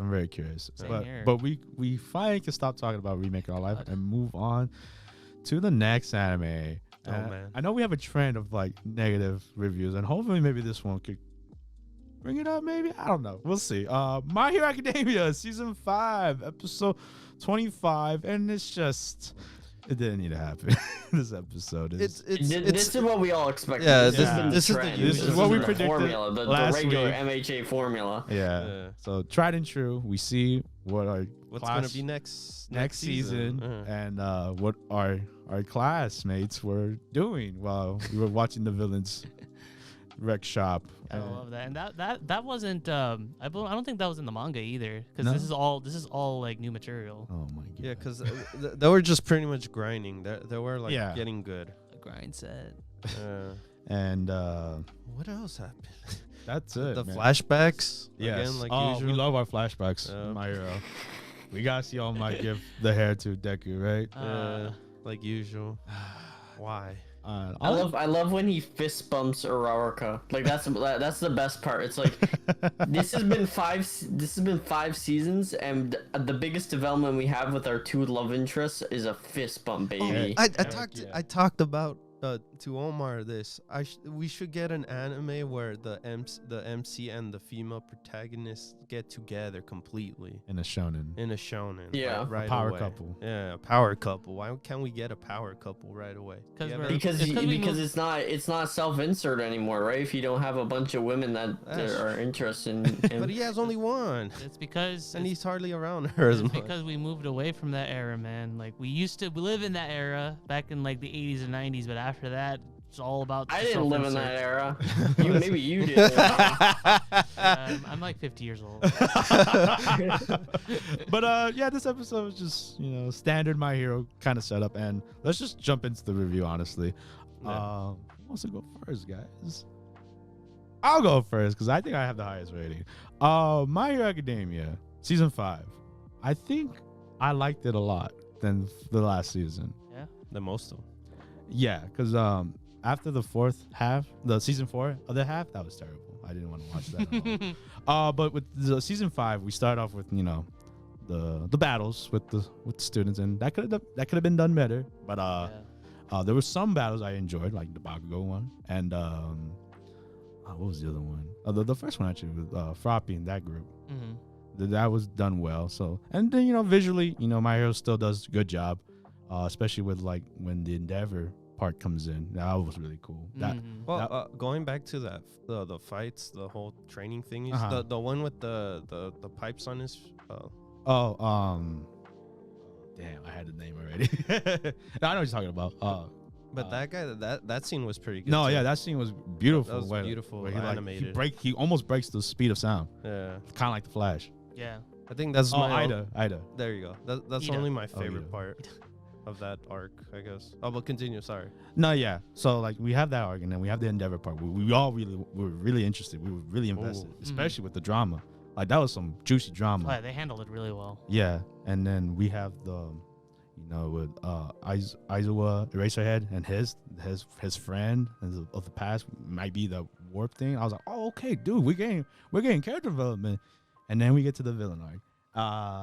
Cool concept. We actually spend time with the villains. Mm-hmm. We get their backstory and what's that. Some. Yeah, some. No, yeah, because we don't get Dabi. Of course. You gotta leave the best for last, right? Exactly. You guys are all looking at me. And there was some hit or misses in that arc, but overall I enjoyed My Hero a lot. It's weird to say. It's weird to say that. Go ahead. But I am excited for the new season where it's going to lead up to. It looks hype, the battle between good and evil, where all the heroes are actually at the city where the villains took over. Mm-hmm. And yeah, so I think my rating's 6 out of 10. Above average. All right. I'll go next. Yeah, go ahead. I really enjoyed this season. The only issue I had was the beginning, of course. I didn't really like the whole, them fighting each other, but I guess we gotta connect to these characters. I think I connect more to the other characters that happened during the other arcs, because they give story there. I know that first arc was for action and seeing the moves and stuff, but I want to know them even more. I want to have connections with like the characters in general, because we do get it like in like previous seasons, but they're not as much as now. They're not flushed out. They're not flushed out how they fleshed it out this season with Endeavor, you know? Right. Yeah. Because Endeavor did have development during the past seasons, but this season was his. It was his season. It's all him. And it shows like it's just, I love that point where like you see him be the hero of like this of his city, and it's so cool. He steps up. He steps up the game. Yeah. And like he changed up from being a horrible father to I'm gonna change my redemption. Change my ways. Yeah. And he drops knowledge to the kids, to the newcomers, to Deku and Bago. Yeah, and it was great. Yeah. I still remember the one was like, you gotta do your power, like how you're driving, like you just have to do it. And I'm like, dude, that's actually pretty smart. we didn't get that from All Might. I mean, All Might has his because he only teaches Deku while Endeavor taught 3 of them. Yeah, true. You got me there. But yeah, so yeah, I enjoyed Hawk. I got a little bit of development with Hawk too. I still don't know which side he's still in. He kind of leans on both. He's Ocelot, man. Yeah. It's crazy, man. Yeah. But I like him. He's really a mischievous character, you know? Yeah. And that's what's cool about him. That's one of the things I like about him. What else? Eraserhead story was cool. I like that. You know, his friends, the trio. You know, some emotion. And Squad. yeah, it was so upsetting for Eraserhead because he at a moment you're like, oh damn, he's almost getting to him. Yeah. And then it just gets yanked away, and then he after that he's like, damn, both of them. Yeah, both of them, especially the Mike guy. I never see him that sad. Yeah, it's never that sad. That was shocking. So there was a lot of emotion this season. With the villain arc, we get to see the villains fight. Yeah. We get to see their perspective. I think I finally changed a little bit for what's his name? Shigaraki? No, double team. Oh, twice? Yeah, twice. There you go. Twice. I enjoyed it. Oh, he's my favorite, dude. Yeah, I had a blast with Twice. he finally got his little, not redemption, but his evolution. Yeah, because he got through his fear. His fear. Yeah, of him like, you know, being like All Might the original or whatever. Yeah. That was annoying. But yeah, so I'm glad he changed up a bit. I wish Dabi, of course. Hey, well, we're gonna get there though. Of course, we're gonna get there. I need to get there. I need it.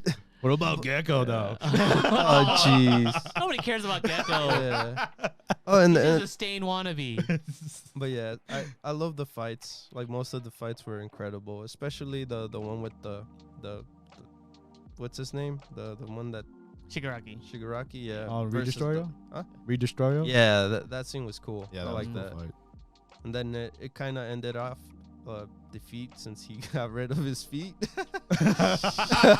Hey, good pun. For the right reason, he could have died. He could have. Yeah, most definitely. He stopped it, you know. But yeah, so I enjoyed it. I give it a 7. Oh, nice. Higher than you. Higher than me. Damn. Had fun.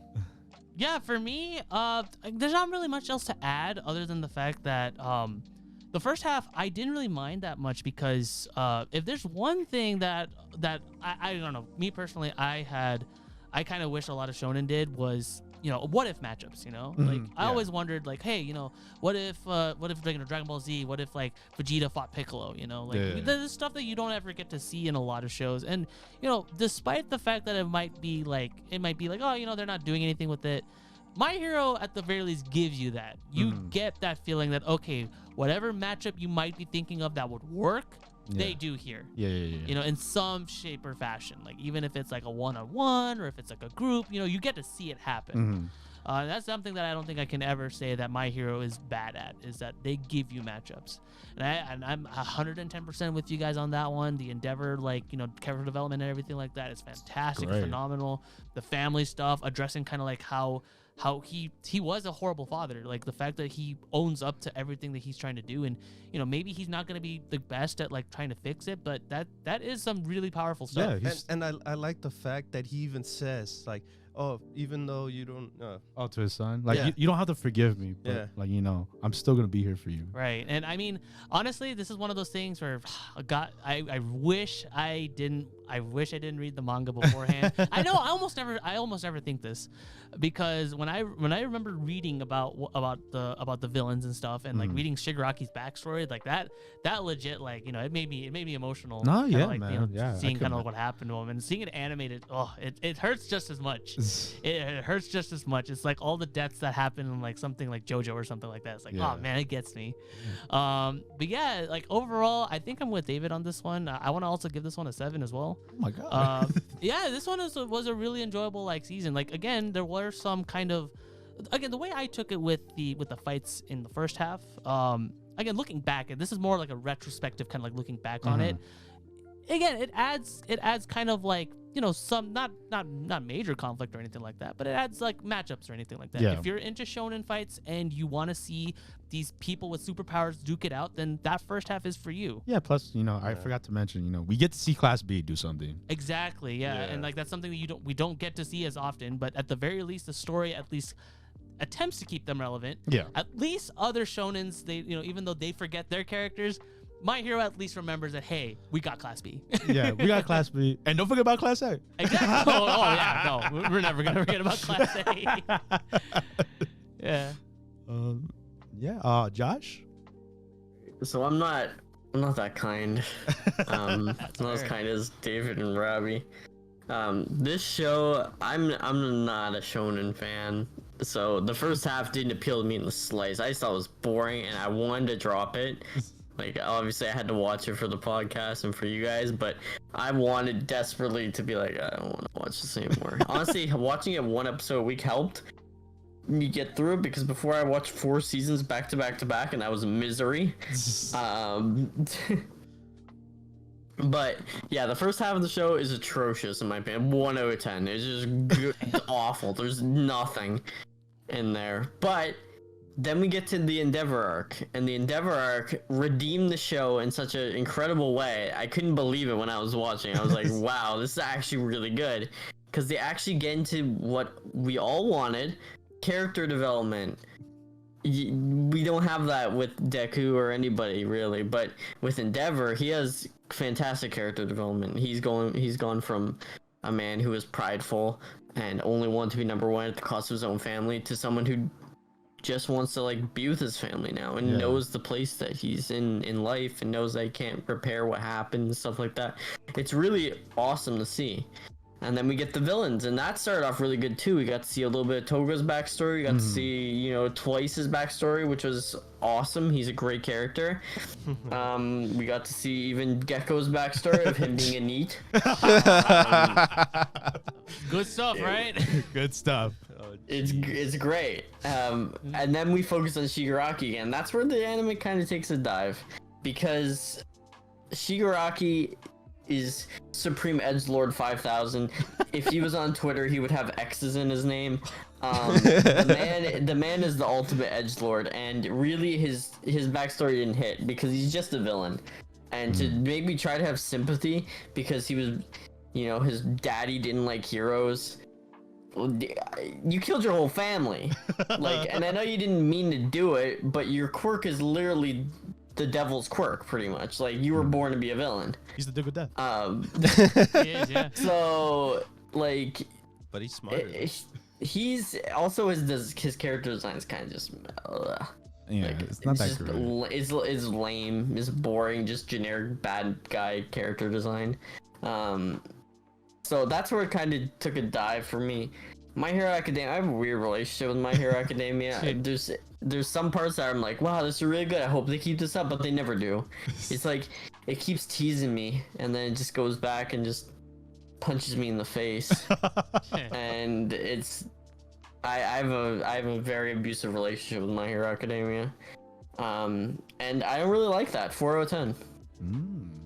Okay. Nice. Interesting. I'm sorry, the other ones. And that wraps up My Hero Academia season 5. And with that, we move on to our last review for this podcast. The Duke of Death and his Maid, episode 12. And we finally get the interaction with Mom and the Duke of Death. Yeah. And it was interesting.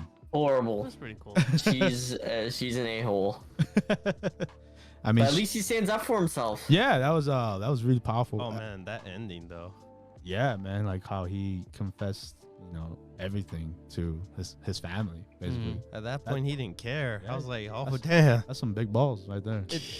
At a point where the even the brother, the one that always, the annoying. He's like, I can't, don't ever say the number 2, guys. I'm not the second one. It was funny the first time, and it got real weird after a while because it literally went from just him being the second to just saying number 2. I mean, and then he gets triggered. I mean, at the very least, it kind of helped. If it wasn't for that, I probably wouldn't remember him. True. Yeah, that's true. Yeah. That's true. And but yeah, that whole scene was like. But he actually, he is like, he sided in a way with him too, because he didn't say anything. It was powerful, man. Yeah. It was like he confessed his love, like to his family, to Alice, and he doesn't care about the high family rank, the society chain that they live in. He was like, nah, I love her. Like she was there. I'm gonna marry her. Yeah. She was there for me when none of y'all were. That's true. Exactly. So I respect that. So he got his highlight. In this episode, he was the highlight. Yeah. Yeah. And then we also get like a little bit of how the curse even happened, like how from the tombstone itself, like where did it happen? And I was like, oh, that was cool seeing the location. Yeah. And I was like, oh, interesting how I kind of figure we know who did it now. I like how they kind of made it a little humorous though. Like he was like, "Oh, but you remember how that chest felt, right?" Like, oh yeah, I do. Yeah. How could I forget? How could I forget? That was pretty cool. That was the last. That was the last touch. That was the last human touch I had. Well, it was fine by him, man. That's all he needed. Yeah.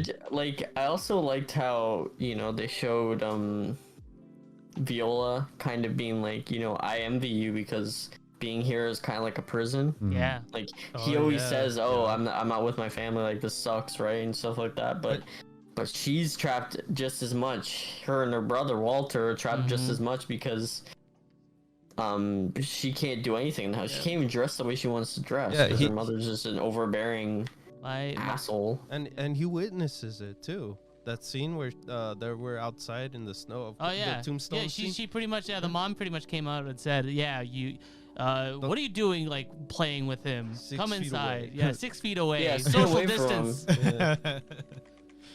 And yeah, man, it was pretty interesting how that whole interaction and then the whole backstory with how she wasn't like that. She was actually really nice when Alice's mom was still alive. Yeah. That was pretty cool. And, yeah, but that kind of broke her when she died. Yeah. So that was interesting. That was interesting to see. And obviously, Alice, also confessing her love to him, but when he's asleep, obviously. Well, yeah. Dude, I love Alice in this story. She's like such a unique character trope of like a really like kind of a motherly figure, but also like very sultry.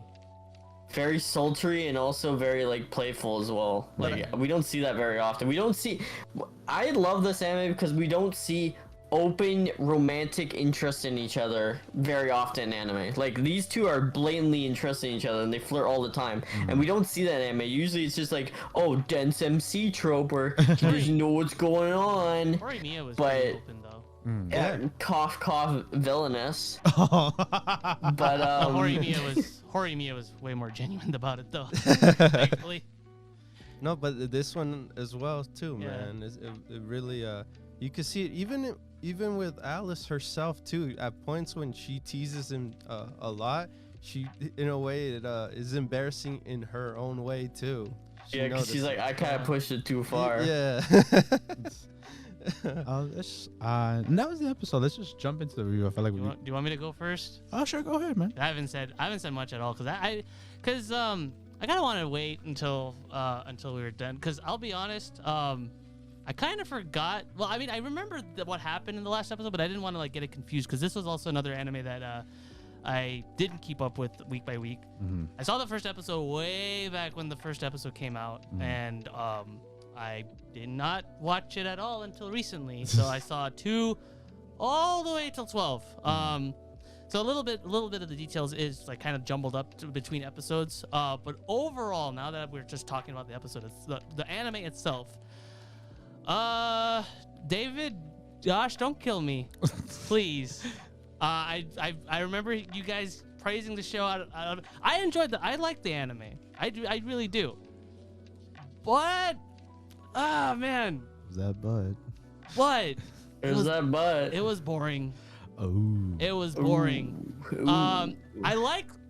I do agree with you guys. I really do enjoy a main character and Alice's interactions. Like we need more anime, but at the same time, this shouldn't be just like, again, we need more anime where like the 2 main characters are very open, but at the same time, it's like I know why they're being open. And it bothers me as to why, because of the fact that the Duke had his curse. Mm-hmm.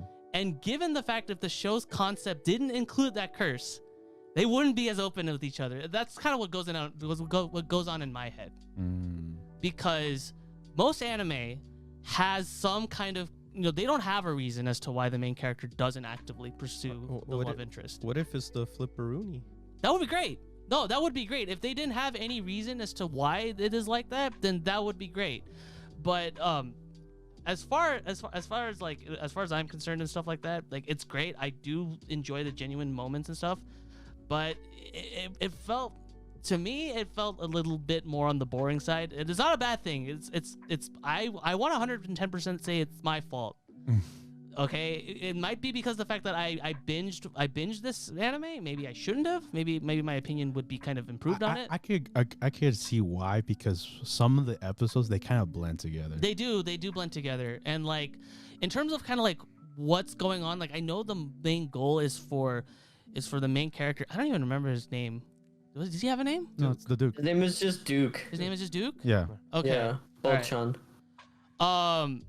So the Duke, like, I know the main goal is for him to inherit the family, and to get rid of his curse, and then also to get, that's great. But like, everything kind of felt like it was my issues mainly with this anime is kind of similar to Tsukimichi in a sense, where I kind of wish this was longer in a sense. Okay. I feel like, well, thankfully there is going to be a season 2. Yeah, and that is confirmed. I am way more interested in that season 2 than Tsukimichi season 2. I'm just going to say that flat out.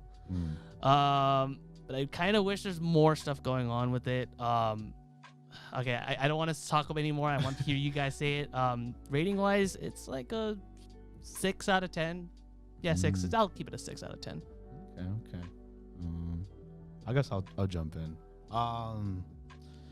The Duke of Death is Maid. Interesting stuff. For our only CGI show, it kind of stood out from the crowd. Oh, one more thing. I didn't like the CGI. Oh. I thought that the CGI, it was okay looking, but some of the animations looked way too weird. Like, some of them looked really smooth, and like some of the comedic moments when they used it, it got me out of it. It was creepy looking. I didn't like it. Okay, sorry. It's okay. But I enjoyed the CGI. I mean, it stood out from the rest of the pack for the season. And I know we mentioned it before, like, the backgrounds is awesome. Like canvas art pieces. And there's scenes that in this show I won't forget. Like, the whole Alice and the Duke dancing. I mean, obviously she loves him if she's willing to do that kind of dance with him. Like, not to touch somebody and to dance with him. It's like, whoa. That's pretty hard to do. Or like, the whole when they went to the witch world, that was pretty cool. It reminded me of, like, the Nightmare Before Christmas kind of vibe. Soul Eater also. Oh, it's Soul Eater with the with the sun or the moon. Yeah, very true. And but I am also on Robbie's camp with, if you do binge watch it, the episodes do blend, because we're always in the mansion, and there are some episodes that are just not as strong as, like, the one I just said, like the one they're dancing together and stuff like that. But I really enjoyed the chemistry between the Duke and, Alice. And then, you have the supporting cast, Viola. She's my favorite. She's just, in love with the butler and just how That was fun. quirky she is. Cuff and Zane, those and some interesting characters as well, and how they love each other. They just don't say it. And yeah, man, I'm actually excited for season 2 because they left enough breadcrumbs to set up for season 2. They did it right. They did it perfectly well. We established our relationship with these characters, and now we're gonna actually solve this curse because now there's a timeline. There's a deadline. We have to solve it before, spring. I think it was spring. Yeah, spring. And yeah, my rating, I'll give it a 7 out of 10. It was originally 6, but 7 the more I talked about it. You heard my 6 and you're like, nah. That's because not when I think about it more, I actually did enjoy myself watching the show. So I'll go next. So basically, I really enjoyed this show. I enjoyed it for several reasons, and the reasons why is that these characters really connected, and I get the whole, oh look, don't, the other guy is like, oh, I don't know if I should show my feelings and blah blah blah. Well, he was like that in the beginning. It just took some time. I get the whole, oh, it's too slow. But the thing is that we gotta build these characters to a point, because I love these characters. I enjoy them all. The mom, I don't know. Yeah, that's the point, though. Yeah, that's the point. But that's the thing. I was happy how it ended, because I was like, do not do the whole Alice mom yet. I feel like that, like Omar said, that's gonna lead to second season, and that was perfect, where they ended up pushing that aside a bit for the second season. But this was more about Alice and the Duke himself, where they're at first they weren't connecting because he was the shy one. He couldn't show his true colors in general. The flashbacks even helped too. And then with Alice too, where we got to learn about her, she was the shy one before too, when she was small. Yeah. And the build up to these characters, I know at times it was dull, the backgrounds, but that's the whole point of this. It felt like a fairy tale or a story from a book, And I love the scenery. I love the back like Omar said, the canvas look like backgrounds, everything. The music I really enjoyed too. The piano was my favorite thing. What else? I'm gonna leave it at that because I know Josh would pick up where I left. Hopefully. Yeah. No, don't worry. I give it an 8. All the characters I like I said. Other than the mom. And hopefully not the other mom. Oh. We'll see. We'll see what happens next season. All right, Josh. Okay, so Rabbi's review could not be further from what I thought. Like, I'm not dissing on Rabbi, it's his opinion, but for me, this anime made me smile like a goofy kid, man. Every interaction between these two was the most wholesome, cute thing. It was so fluid, it was natural. The flirting was like extremely realistic, like it was never forced. She just they would say things as they were talking, super comfortable together. But it was also awkward too because of the fact that he can't touch them, which to me represented a metaphor of like teenage love. When you're hesitant to touch somebody or hesitant to hold their hand or something like that. That's what it represented to me, and I thought that was really creative, being like, oh look, these two teenagers are in love but they can't touch. Like, that's how awkward, like the sexual tension's really awkward and stuff like that. I thought the characters were awesome. Perfect development with the characters, just enough where it's like you can taste it, but not enough where it's like overbearing or underbearing. Like, it's like, oh, I don't know anything about this character, or oh, I know too much about this character and not enough about the other characters. It was just that perfect amount. I love Cuff and how she's literally a little kid basically at heart. She's like really goofy and doesn't know anything, and Zane's more of just like an adult, mature. He helps her with everything, and their relationship's really cute. I love Viola because she's like, she comes across as bitchy in the beginning, but then you really see that she really cares for her brother, and she just is putting on a farce because she wants to appear better than him and stuff like that. I love Rob in that scene where he was tending to our MC the Duke when he was having his when he was depressed, and he was very calm, and he was like, I'm gonna bring I need to bring someone that's his age here so that he can interact with them, because I can't do it. I'm too old and I don't know how to be a father basically. So I love the scenes in the snow where the Duke is, depressed, and Alice comes and saves him from figuratively pulling him out of his grave, basically, to help him stand up again on his feet. It just is, it's really like a coming of age slice of life in its purest form. It's about teenage love, and it just like, I don't know, it makes my heart feel warm and fluttery. It's a great show. 8 out of 10. I love it. Nice. Oh, one more thing. CGI, even though it's not like perfect, but it got the job done. I wanted to mention that too, David, after you're done as well. Just continue on. I'll mention my thoughts on the CGI. The CGI was really it was I've seen so many CGI shows, but this one actually did it right. The only I guess the only peeve, or like kind of similar to Rabbi, just the whole comedic thing, but I feel like they made that for a reason. They made it so they look cartoony in a way. I don't know. That's what I think in general. That's how I look at it. That's how you interpret it.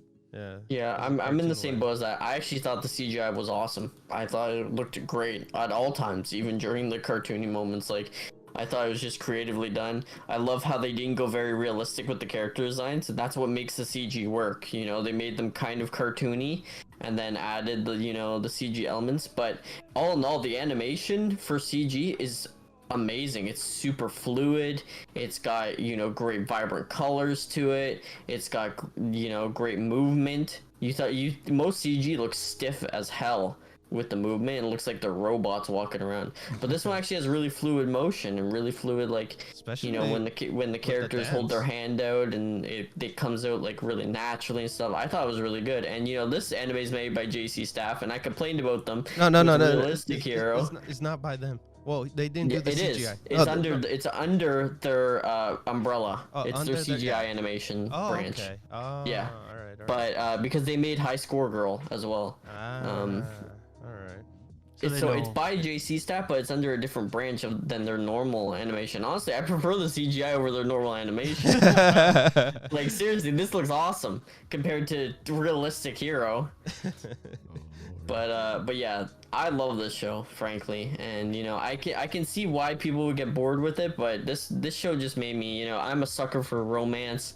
I like romance manga, and Toradora is one of my favorite anime, so I thought this was a real joy to watch. I love me my romance too, but I guess different strokes for different folks. You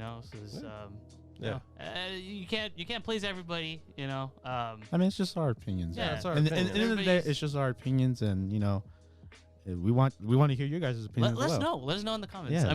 I'm curious. I'm very curious how this is. All I can say also is that this anime was a huge sleeper hit. Like, I wasn't even interested in this anime when it was put on my radar. I was like, ew, it kind of looks weird. Yeah. But when I actually started watching, I'm like, dude, this is such a sleeper compared to all the other Dookie shows this season. This anime just stands head and shoulders above the rest.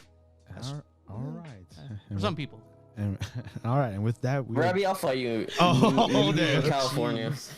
And all right, with that wraps up all the reviews for this. It's a long one for this season. And if you're still here, thank you, for hearing our reviews. But now we get to say about the other animes that are left over. Starting off with Life Lessons with Uramichi-Oniisan, episode 12. 12. And I thought it was gonna end this week, but we have one more episode, baby. Okay. We have one more. And You gotta get the backstory out of the way. yeah, we It was weird. tone shifted. there. Tone shifted in this episode. So Yeah, this episode was just backstory. That's all it was, literally. Mm-hmm. it's kind of weird though, because like in my opinion, like this backstory didn't really need to happen because they've always really talked about it. Like yeah, I guess it's cool that we get to actually see it happen, but there wasn't really that much stuff that we really needed to see, in my opinion. Yeah, like the origin of the dog. Really? Do we need to see that? Or like, Sayuri. yeah, Sayuri. And I'm just like, okay. I like how they were interacting with it. Like, they didn't even meet each other yet, but they were just all there. But they Like, bumped she was, into each other. Bumped into performing. each other. They bumped into each other, so that was cool. And man, Japan's a small island apparently. And that he's weird. Oh, God. Oh my God, you really went there, didn't you? Durara. Oh. Going in the city and all of a sudden, hey, you're there. But it's weird how it had to happen. It had to happen with the origin, and then the whole cliffhanger of like, oh, I'm quitting. But I don't think he's quitting the show. No, I mean it's just your classic like setup of like the second to last episodes. Whoa, this conflict that didn't exist before. Yeah. What? I think I think Omar speculated was that he's gonna quit smoking. Yeah. Yeah. Yeah, I think that's like the turn that we'll go to. Because Kumatani also like technically quit smoking, but just at once he did it. So maybe he's trying to learn through his example that he wasn't even following. Yes. And this episode was weird, man. Just the tone shifted to like kind of be info dump seriousness. And it sucks too because this is my first time actually legitimately talking about it. It's like, there's no actual show Comedic segment. moment. Yeah. No interaction with the kids. No life lesson. No life I lesson. ruined it. No life lesson, man. So, hopefully for the last episode, we get our final life lessons with the kids. Whoa, this kind of sounds like they're gonna die. I mean, Final geez. life lesson. I mean, what's that gonna lead to? Death. No, just Death? What? You know what? Death? You know what? You know what? For that season. Yes. There you go. Oh, season 2, baby. Season 2. You think they'll set it up for season 2? I'm not sure. I think this show might end in general. Yeah. No, I if they think have this a season show's gonna 2, end. I don't think there's gonna be a season if they have a season 2, they should pull off like what Blue's Clues did, and they could replace Steve with like Joe.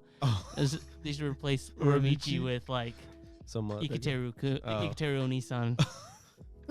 It'd be like life lessons with Iketeru Oniisan. Doesn't really roll off the tongue, does it? Yeah, that's a terrible title. Hey, practice makes perfect, The kids won't be able to say that. Iketeru Oniisan. Plus, how are they gonna do the opening? How you go top ABC?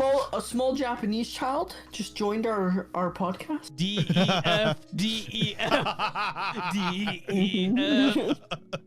Anyways, that was Life Lessons with Uramichi. And move on to our next show. We have Fena, Pirate Princess, episode 7. Oh man! Damn. I gotta talk about this. So, unlike you guys, I kept up with the show through the English dub. Oh, Dub Nation. Dub Nation. Cringe. I think the dub is But great. this episode in general like revealed everything right away. Yeah, this was an awesome episode. I love how they revealed the actual true villains because we got kind of a red herring the last episode where he was like, yeah, actually the red demons over there, they're the true villains, and then she believed him. It's the blue but demons. then she had the like PTSD trauma on the ship, and that was really like Rest a in unique peace. way to do it. And how it was slowly hold on. revealed. Roses. And before that, the destruction of that ship, man, I was like, Dude, whoa. they're like, oh, That was overkill. you want to use the cannon that's meant to destroy steel, like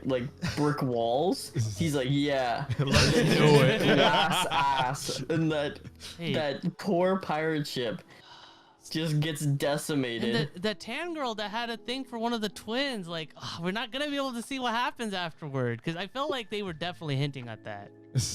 We'll see. I don't know. We'll I see feel what like happens. I feel like some of them maybe made it out. I hope Well, they didn't show anybody important dying. the French Yeah. girl. I really hope the French, the girl with the French accent makes it through. But yeah. Yeah, the trauma. RP to the pirate ship. Yeah.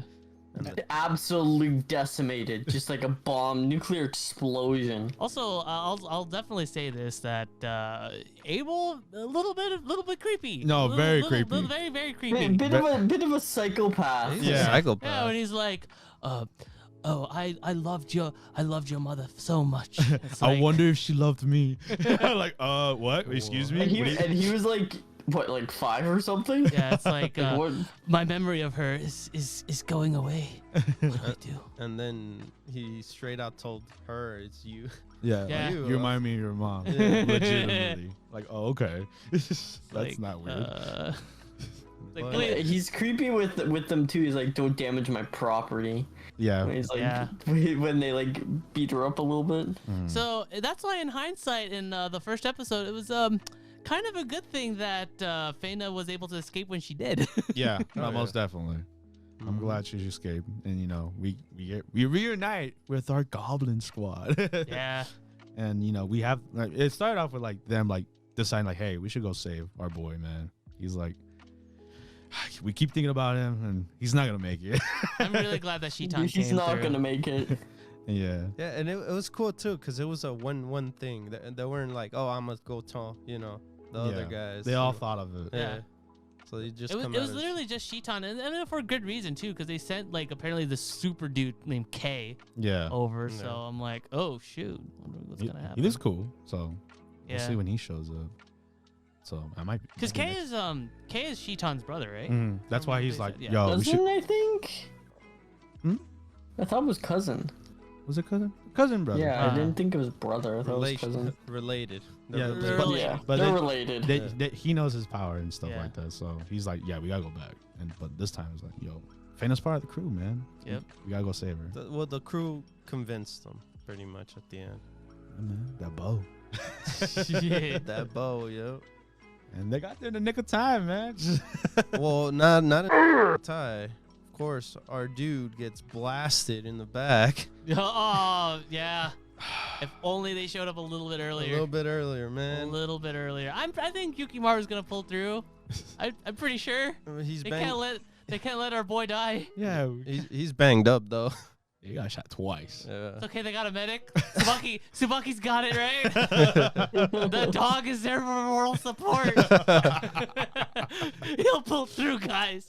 Best boy will pull through. No, I don't think he will, dude. I think he's just gonna die right here. End of the Oh, do show. you think Shitan is gonna? Do you think Shitan is gonna carry his torch? He's gonna be the Yeah. one to court Lady Fena. Yeah. Oh God. At least Yeah, Shitan. he's gonna be like, At least Shitan is less. hey, I'm a pretty boy. I kind of look like him. At least Shitan is way less creepy than Abel, though. Let's Oh, be real most here. definitely. Yeah. Anything's an upgrade. I guess Abel. on this episode, the thing that I found really weird was Abel just walking like slowly while the rest of the gang just leave the boat. And No, stuff. and though the funny thing is that technically speaking, Fena would have been okay. She just would have been in the brig. Like they weren't Yeah. gonna like toss her overboard or anything like that. Like she would have been okay. But it's just the way she was acting was just like obviously it was like no. Yeah, she was having. No, dude, they said that she was just his little prostitute. Like, Yeah. it was- Yeah, they didn't care about her. They didn't care about her. They would have thrown her off. Hey, yo, but that captain, dang, he straight up died. Oh yeah, he got destroyed. Oh yeah, this one this was definitely graphic. Yeah, I love it. Yeah, yeah. Guys got hit. I with still can't believe my arrows. man blew up that pirate ship the way Yeah. he did, dude. Oof. Yeah, that was insane. They did not need to go that far. It reminded me of the Pirates of the Caribbean. You know how the main like the bad guy. Oh, Barbarossa? Yeah. Oh yeah, Where yeah. it gets demolished. The whole ship, literally like 2 ships. Was are in that the was side. at the No, Davy that's- Jones, right? No, that are you talking about World's End? World's End, I think. But like he's talking about the thing with the admirals like walking admiral. through and like cannons are firing at each other. Oh, And it blows up yeah, the yeah, whole yeah, entire yeah. ship. Either way, that was very overkill. Yeah, that's how it felt to me. And yeah, we'll see. Well, obviously Fena and Yukimaru they're back with the crew, but Yeah. At what cost? a lot. So we'll see 2 what. bullet holes in the I mean, back. Fena's also like mentally scarred too, Yeah. so that's Oh, yeah. not fun. So we'll see what happens with them. And, Yeah, she has some deep seated trauma that was just brought to the surface. And it was graphic. Yes. Oh boy, this So, is way more graphic than episode 1 was. So yeah, the story gets better and better, I think, further from here. And hopefully keeps that role. I'm glad I'm not on the minority on that one. I was kind of afraid at first. I'm like, because every single episode was just, oh my god, it was great. It's either was great you liked catching up. it or it's either you didn't like it, right? And then we liked it. Yeah. or Yeah. didn't No. like it. Yeah. Yeah, so That's I'm been glad the trend. That's been the trend. I'm glad that It's this literally, one. it's literally like everyone versus Ravi right now. Yeah, He's like yeah, the soul guy who's like, I like Dungeon Black 'Cause Company. I wasn't with I you didn't like guys." Duke of Death. Hey, I never said I didn't like it. I like it. Anyways, All right. let's move on to our next anime. We have The Great Jahy Will Not Be Defeated, episode 8. Oh man, this was fun. I enjoyed this one. Yeah, Jahy's always just a great time. Yeah. You know, with her shenanigans, where she's able to pull off like. She's in the bathhouse. I like how they kept showing the other Yeah, without chick mentioning her. who's like able to like shapeshift or whatever. I like that they pulled out that more now that she because they hardly talk about the shape shifting often, and now they talk It's about like, it. hey, I want to save 200 yen. Yeah. Yeah. That was fun. I mean, if anything, like this episode, like I've seen so many like anime with like bathhouse episodes and stuff, but this is like the first one that actually make me want to go check out a bathhouse. Like legit, like I the know, way they were. they hyped that up. They were sponsored by the Bathhouse Association. Yeah, because like every other Or episode, something. it's like, oh, it just kind of happens. But this one is like, Yeah. we're because again, since we're outsiders, you know, we live in America and stuff, or Canada for Josh. We don't have bathhouses and stuff, so No. we're basically kind of like in Jahi's shoes. We're Yes. just kind of like learning about kind of like because how it goes. of course she's so upset at home where she has to wash herself Use in a a little bath tub. She's A mad bath pan? stinky. Yeah. So I know. Even the boss calls her out. I was like, when you the boss literally smelled her was like, damn, you stink. What's Yeah. wrong with you? When you One wash out your of hair. 3 days. Wow. like, I'm surprised gross. there's no customers that complain about it. I mean, Yeah. Probably they're into that. Oh, oh. There's people Nice. that Going there. hey man, people are weird, bro. Nasty. I also wanted to mention too, at the bathhouse, like, did you guys notice who was in the background? No, yeah, and yeah, doing yeah, things? Yeah. It was like, very subtle. I love how they don't even mention her. Like No, they they don't don't need pan to. her or She was anything. They just sneaky. show her there. Yeah. And Jahi's like stealing all the soap. That was funny. She just has her hand out. She's literally just a face in like a whole like just foam. It's funny. Yeah. Like to me, like Jahi's not an adult here; she's a child. Yeah, absolutely. She's a child in everything. She literally shapeshifts into a child. Yeah, but I think the tone after the bathhouse, the tone shifts is to like remembering home, remembering Yeah. the dark realm. And Yeah, I love that was that. kinda I sad. love that scene where they throw the party. I It's know. just That was the a two of sad them. party. It was really it was like weirdly cute in like a weird way. it was bittersweet Yeah. of like how she used to live and how because she her was life like was. imagining. They were all of playing her pretend. loyal subjects and everything. It's like when you're a kid and you're playing house. Druge though, Yeah. oh my god, she went above and beyond Oh to kind my of like sell God. that as like, oh, this phone, nah, screw this phone, and just like crushes it. Wow. because the atmosphere kept getting broken. Johnny Yeah. was getting upset, so Yeah. she was like, "Why? Like, what's going on here?" And I really enjoyed that Cinderella vibe too, when it was like it was the stroke of midnight, and she's like, I gotta go. Yeah, the magic's done. Yeah. Yeah. And yeah, I mean, that was mostly Druge episode It, because was yeah. cute though because Druge I was love like, Druge. you know, Yeah. they kind of went back into their little And it's still pre it's still world. it's still upsetting that Jahi doesn't want to stay there. I know, But- right? I know. That's what the thing is that She if wants she the real doesn't- thing, man. She doesn't want the fake Yeah.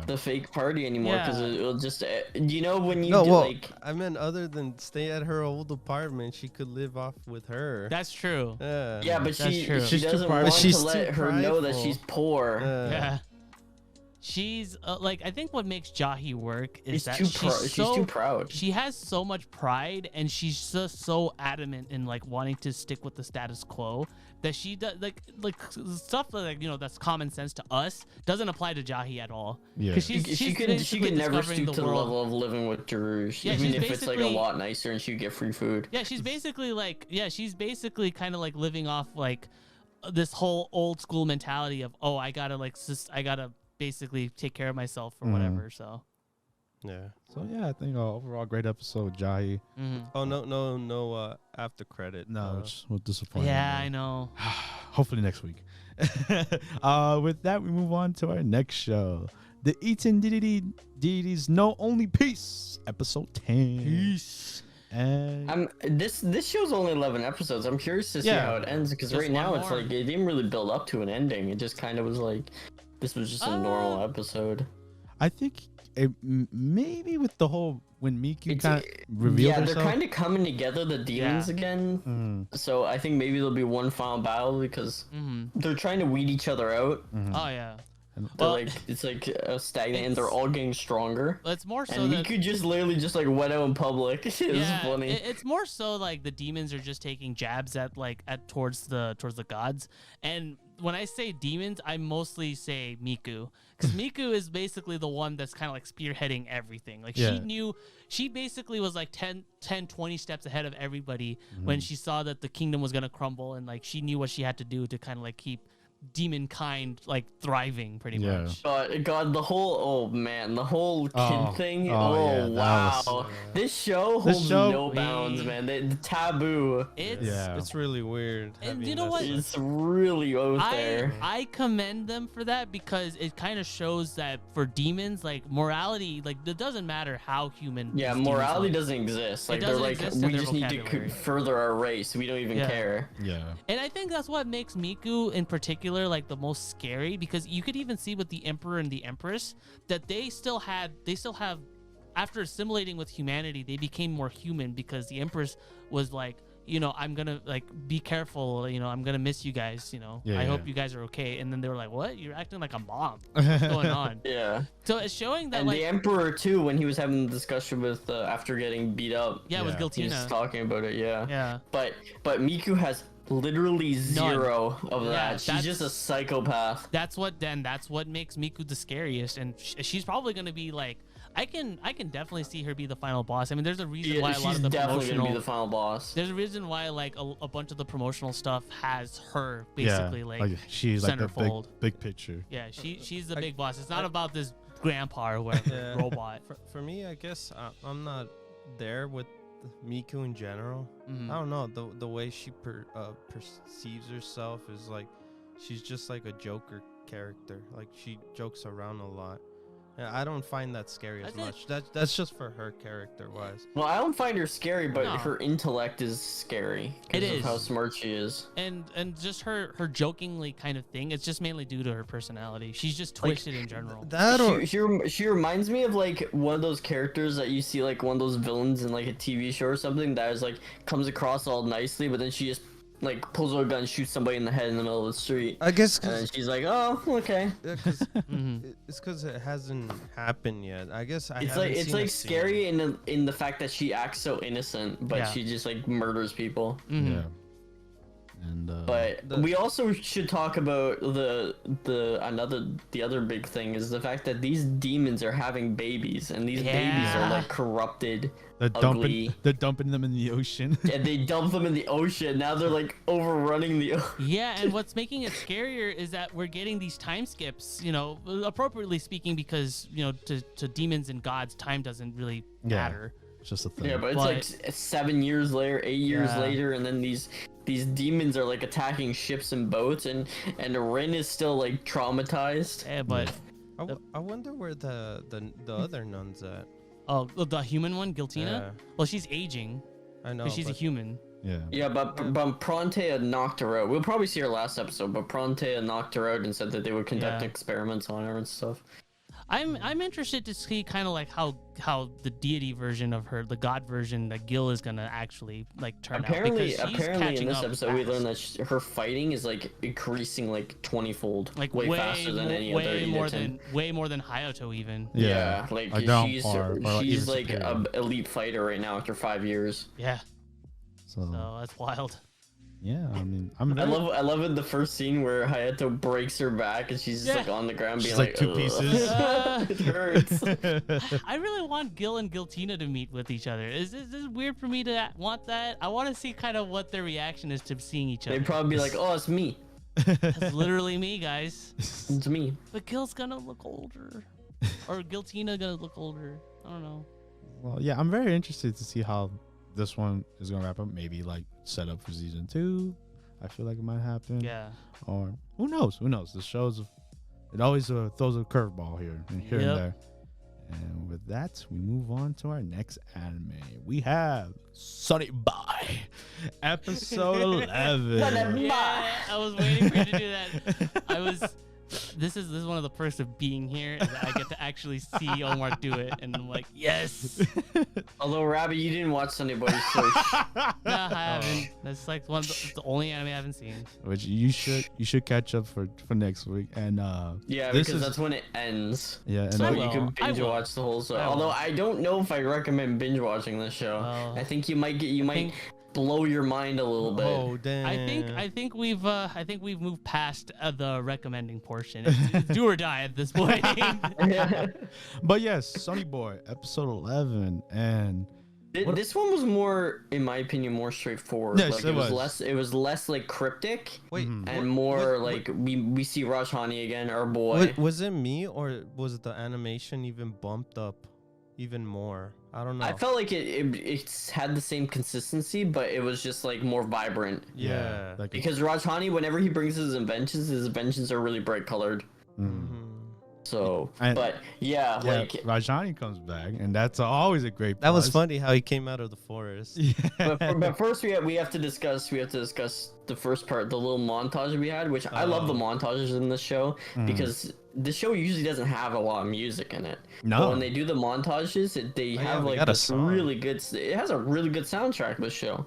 Yeah, we got an actual song. Yeah, but the montage of them, having the ceremony for Nozomi, who we were speculating last episode, but is actually 100% dead. Like she died when she fell off the cliff.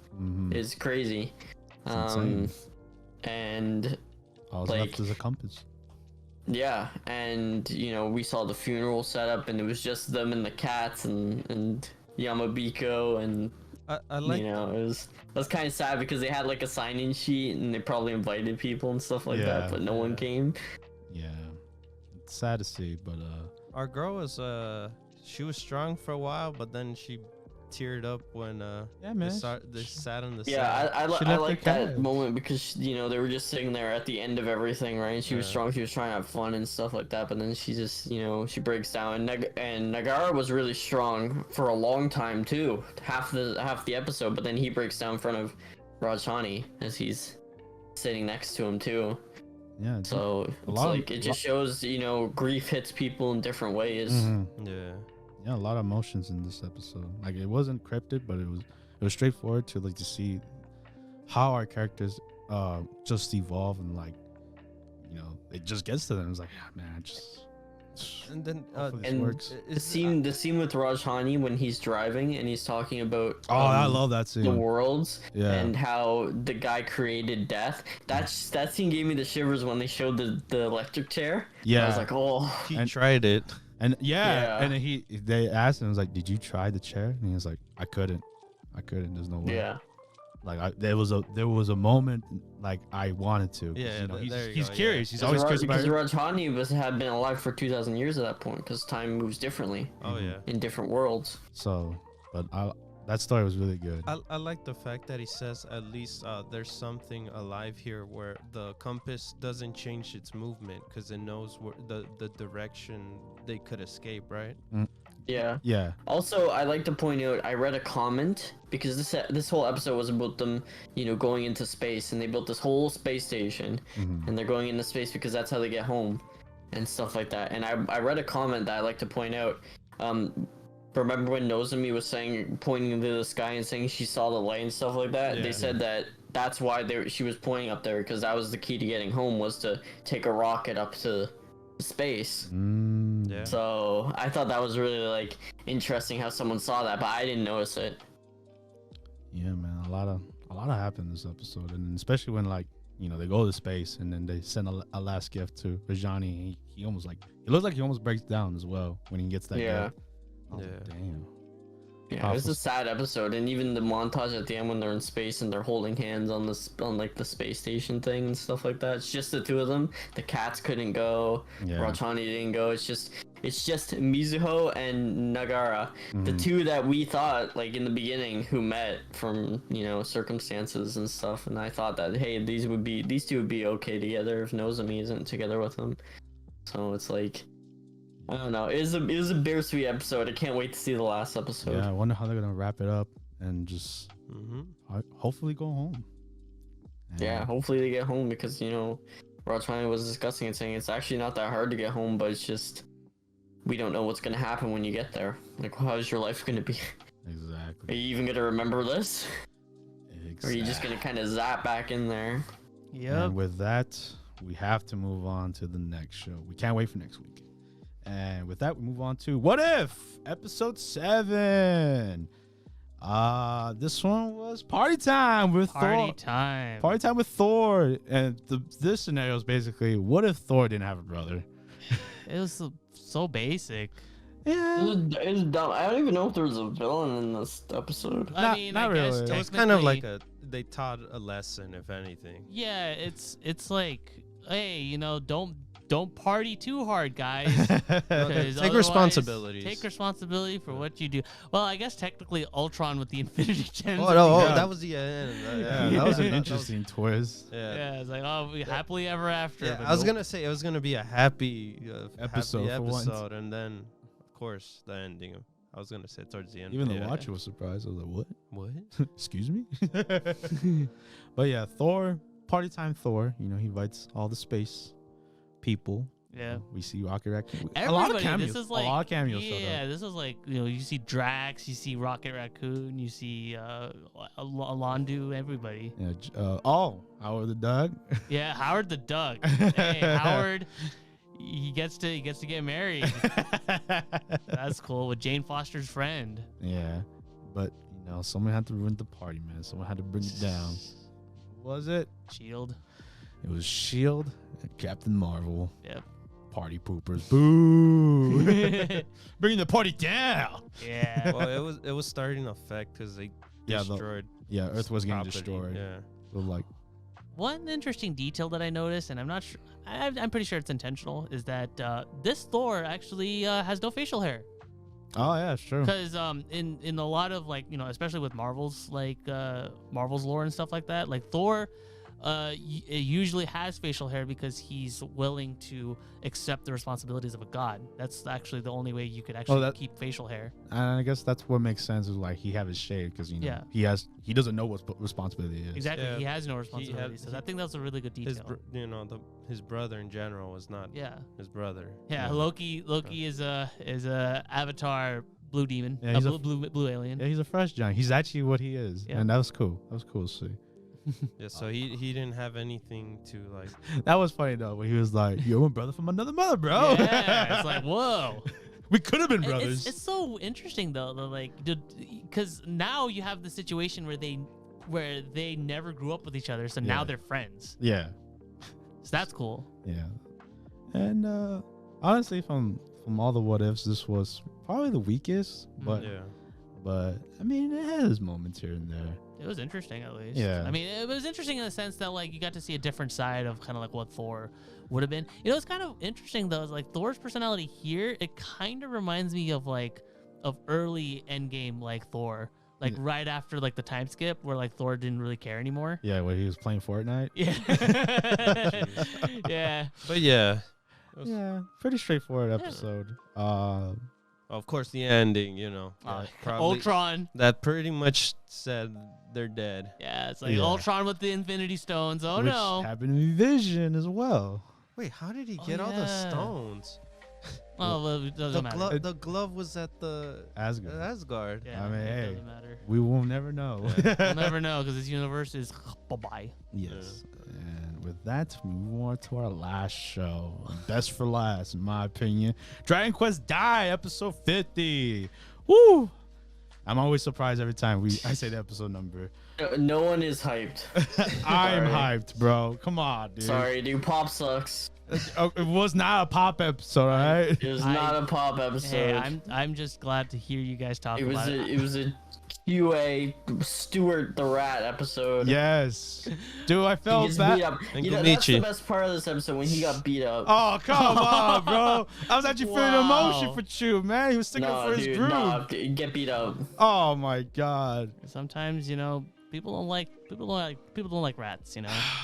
Yeah, I don't like rats. Stuart, come on. I mean, yes, he had a bad start, bad impression. He was cocky, but when he stood up for his monster friends, bro, like that takes some guts, bro. Yeah. No, he's gotta let his monster friends die, bro. Like he literally risked his life for the sea slime. Oh, Gome-chan. Beep beep beep beep. Was the best part of that episode. Yeah, man, I didn't see that coming. He didn't see another thing coming. Yeah, there was a lot of surprises in this episode. Chu Oh, at the end. Oh yes. That Omar blew up, man. Yeah. Okay. So confetti came out of his head. Okay. Oh my god. Can I say my piece? Sure. So Gomichi doing his ultimate attack was amazing, and you know the monster crew was basically gonna die, but who comes in? Who comes in to save the day, bro? Who? You would think in the episode they set it up to be Pop and Hyunkyo and he's gonna come to hell. Crocodile. Yeah, they go into the Deathlands to go see where Chu's at. And I was like, oh, okay, that makes sense. Whatever. You know, no one dies in this anime. But I was surprised who they bring back. Daddy Baron, bro. He comes back, bro, and stabs that bishop's eye in the eyeballs. Yeah. Dude. Get the hell out of here. And he called them weak. He basically called them, you know, how dare you're lower than the scum. Like, leave these little weaklings alone, bro. That's Baron, you know, he's like the Vegeta of the show now. Heck yeah, bro. And I still want my dream with Baron and Daibouken combo, bro. No, they're not, dude. They're just gonna fight and kill each other. No, don't say that to me, bro. Yeah. Me and Omar have an interesting dynamic of who I'm the one that is the pessimist and he's the overly optimistic one. Okay. Yeah, man. It's not gonna happen. Dude. Okay, these two, they hate each other. They had a battle to the death. And you know what? I'm still shook that Baron couldn't defeat his weak little baby son, dude. Whoa, bro. Come on, man. Dai proved himself, though. Yeah, man. Nah, dude. Baron is like a big, strong man. One thing. Dude, all right. Like one thing that you could actually. Dai's half human, though. You could say about Dai, he managed to get his memory back. Yeah, because on his own. Yeah, that's in true. a way. But yeah, this sets up for, you know, the individual fights between the chess pieces. Why did you talk about your Pop moment, man? Oh wait, it's because it didn't land, bro. Like it hit the big rook piece. He's okay. Omar needs to have points for his team, all right?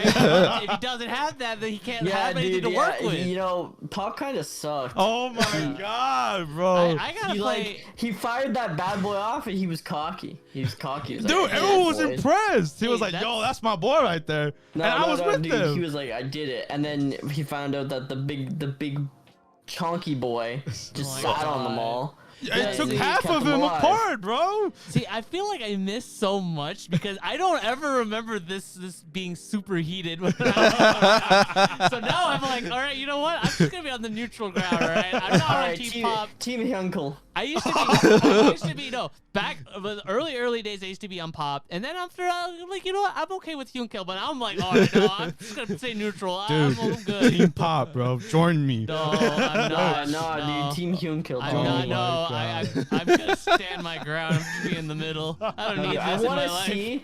I want to see Hyunkle go to town on Mom. Oh my god! I want everybody to admit that, you know what? premarital sex is wrong. Oh, jeez. Let's be friends. I want everybody to just be friends, okay? No, dude. We Let's can't. be friends. This show's gonna go on for over 100 episodes. I gotta see some action. You're not seeing action. You're seeing fights happen. That's your No, action. dude. I see a fight every episode. That's not enough for me anymore. Oh, wow. Wow. I need some character development, if you know what I mean. Action anime giving me too much action. I don't want that much action in my show. In my anime, action please. anime. And yeah, that was Dragon Quest Die, man. Hype, I think. And then next week we're gonna see a new opening, so I'm Can't wait. very excited. I can't wait to skip this one too. Oh. And with that wraps up our animes, and we move on to news. Rabbi, you could say it out. All right, I might as well. It's high time I start announcing stuff. All right, so our first news that we're going to be talking about is the Demon Slayer anime. It unveils a new cast. We got new songs by Lisa and Aimer. And of course, this all basically leads up to the news that we're getting a second season. Now, here's some bad news. Yes. All right, so you guys know Dragon Ball Super and how great those first 10 episodes were? No, they sucked. Yeah, and there's a good reason why is because it was a retelling of a previous episode of a previous movie that happened called Dragon Ball Z Battle of Gods. And no, not only that, the resurrection of F. Yes, as well. As well, yes. So thankfully we don't have to worry about that because the first 7 episodes of this new second season is basically just a retelling of Mugen Train. And I think for what we know, it's not even just a retelling. It's also straight up just reusing the same animation, right? Yeah. Yeah, It's they're just- not even... It's disappointing, man. I'm just like, I mean, that was the point of making the movie, so we could go to Yeah. the I district. forgot. How long was the movie? It was It's like 2 hours. 2 hours? almost 2 About, yeah. hours. They'll probably fit in a little bit more of the guy's this character. Oh, Rengoku? Yeah, Rengoku. I think it's gonna be spread between Well, because 7 the episodes. first episode is new content with It- like how Rengoku gets to the train, I guess. Which is, again, I should add, is filler. Yeah. It's never But other than that, it is is retelling of Mugen Train. Yes. And if you've seen it, I guess you're gonna have to skip on it. But Aimer will be not Aimer. Lisa will be singing. after her hiatus. Yes, she's gonna have the amazing breakup song we all wanted. What's with you with the breakup song? This is not good. This Because, show. hey, to Omar, the drama of breaking up apparently heightens your music makeability. Yes, sir. This is not gonna be a romance part, all right? There's no romance but in it's that gonna movie. be a good Hey, opening. hey. Hey, you know how much all these guys love their humanity, right? I think that's romantic in a way. Oh, jeez. But if you want actual new Demon Slayer content, it will Skip all the way up to episode 8. yes, which will be an hour-long episode of the new arc And on December on December 10th. 10th. Yes, it will be December 5th, but they're doing a special. It's a mess, honestly. It's a mess, but it's an organized mess. Trust me, guys. So yes, I don't this, trust you. Hopefully the train doesn't derail. Oh, but if you've seen the movie, I think you know where it's going to be going. so yeah, we will be covering it, but way later down Yeah. the road. Yeah. So if you guys want our thoughts on kind of what happens in the Infinity Train, go watch our anime throwback. We have to talk about it we over talk there. about We it. covered it pretty well. Talk Yeah. about season 1 and the film itself. Yeah, so go ahead. Go ahead, check it out. And that will move on to the next news. Yeah, we're going to be talking about Netflix's live-action Cowboy Bebop. And we got an opening out of it, and Yeah. the song is literally the same song. Of course. Yeah, it's going to definitely try and hit those nostalgic beats An homage, basically. and homage, to all the other cool stuff that happens in the show itself, and also homages to the original show. So that's pretty cool. yeah. So I guess what's your opinion with the characters themselves? The casting? Yeah, since you Okay, never talked about it. I didn't get to talk about Yeah. it because like they literally cast Harold as Spike Spiegel. Hey man, he looked good though. He does look good, but I never would have thought watching Harold and Kumar that my boy was going to be playing Spike Spiegel. That never really came across my mind. But that's really cool. They have Mustafa Shakir as Jet Black. I think that's pretty appropriate. I could imagine. I always thought Jet would kind of work as kind of like a black dude. I thought that was really cool. And I don't know too much about Daniela Pineda as Faye Valentine. That one's pretty interesting. I always thought Faye Valentine was more of like was more Japanese, I guess. But yeah. Pretty cool. Netflix is taking their own spin, I guess. Yeah, because even Spike, he's confirmed to be more Middle Eastern. He's supposed to be like Israeli. Oh, really? Yeah, he's not Asian. So that's so him being Asian here is also a departure. So I mean, that makes sense with the movie, right? Yeah. Yeah. So what did you guys think about the opening itself? It's a good homage. I mean, like you can't go wrong with Tank. I mean, great opening. I think the thing that kind of takes a little bit to get used to is because it's all live action.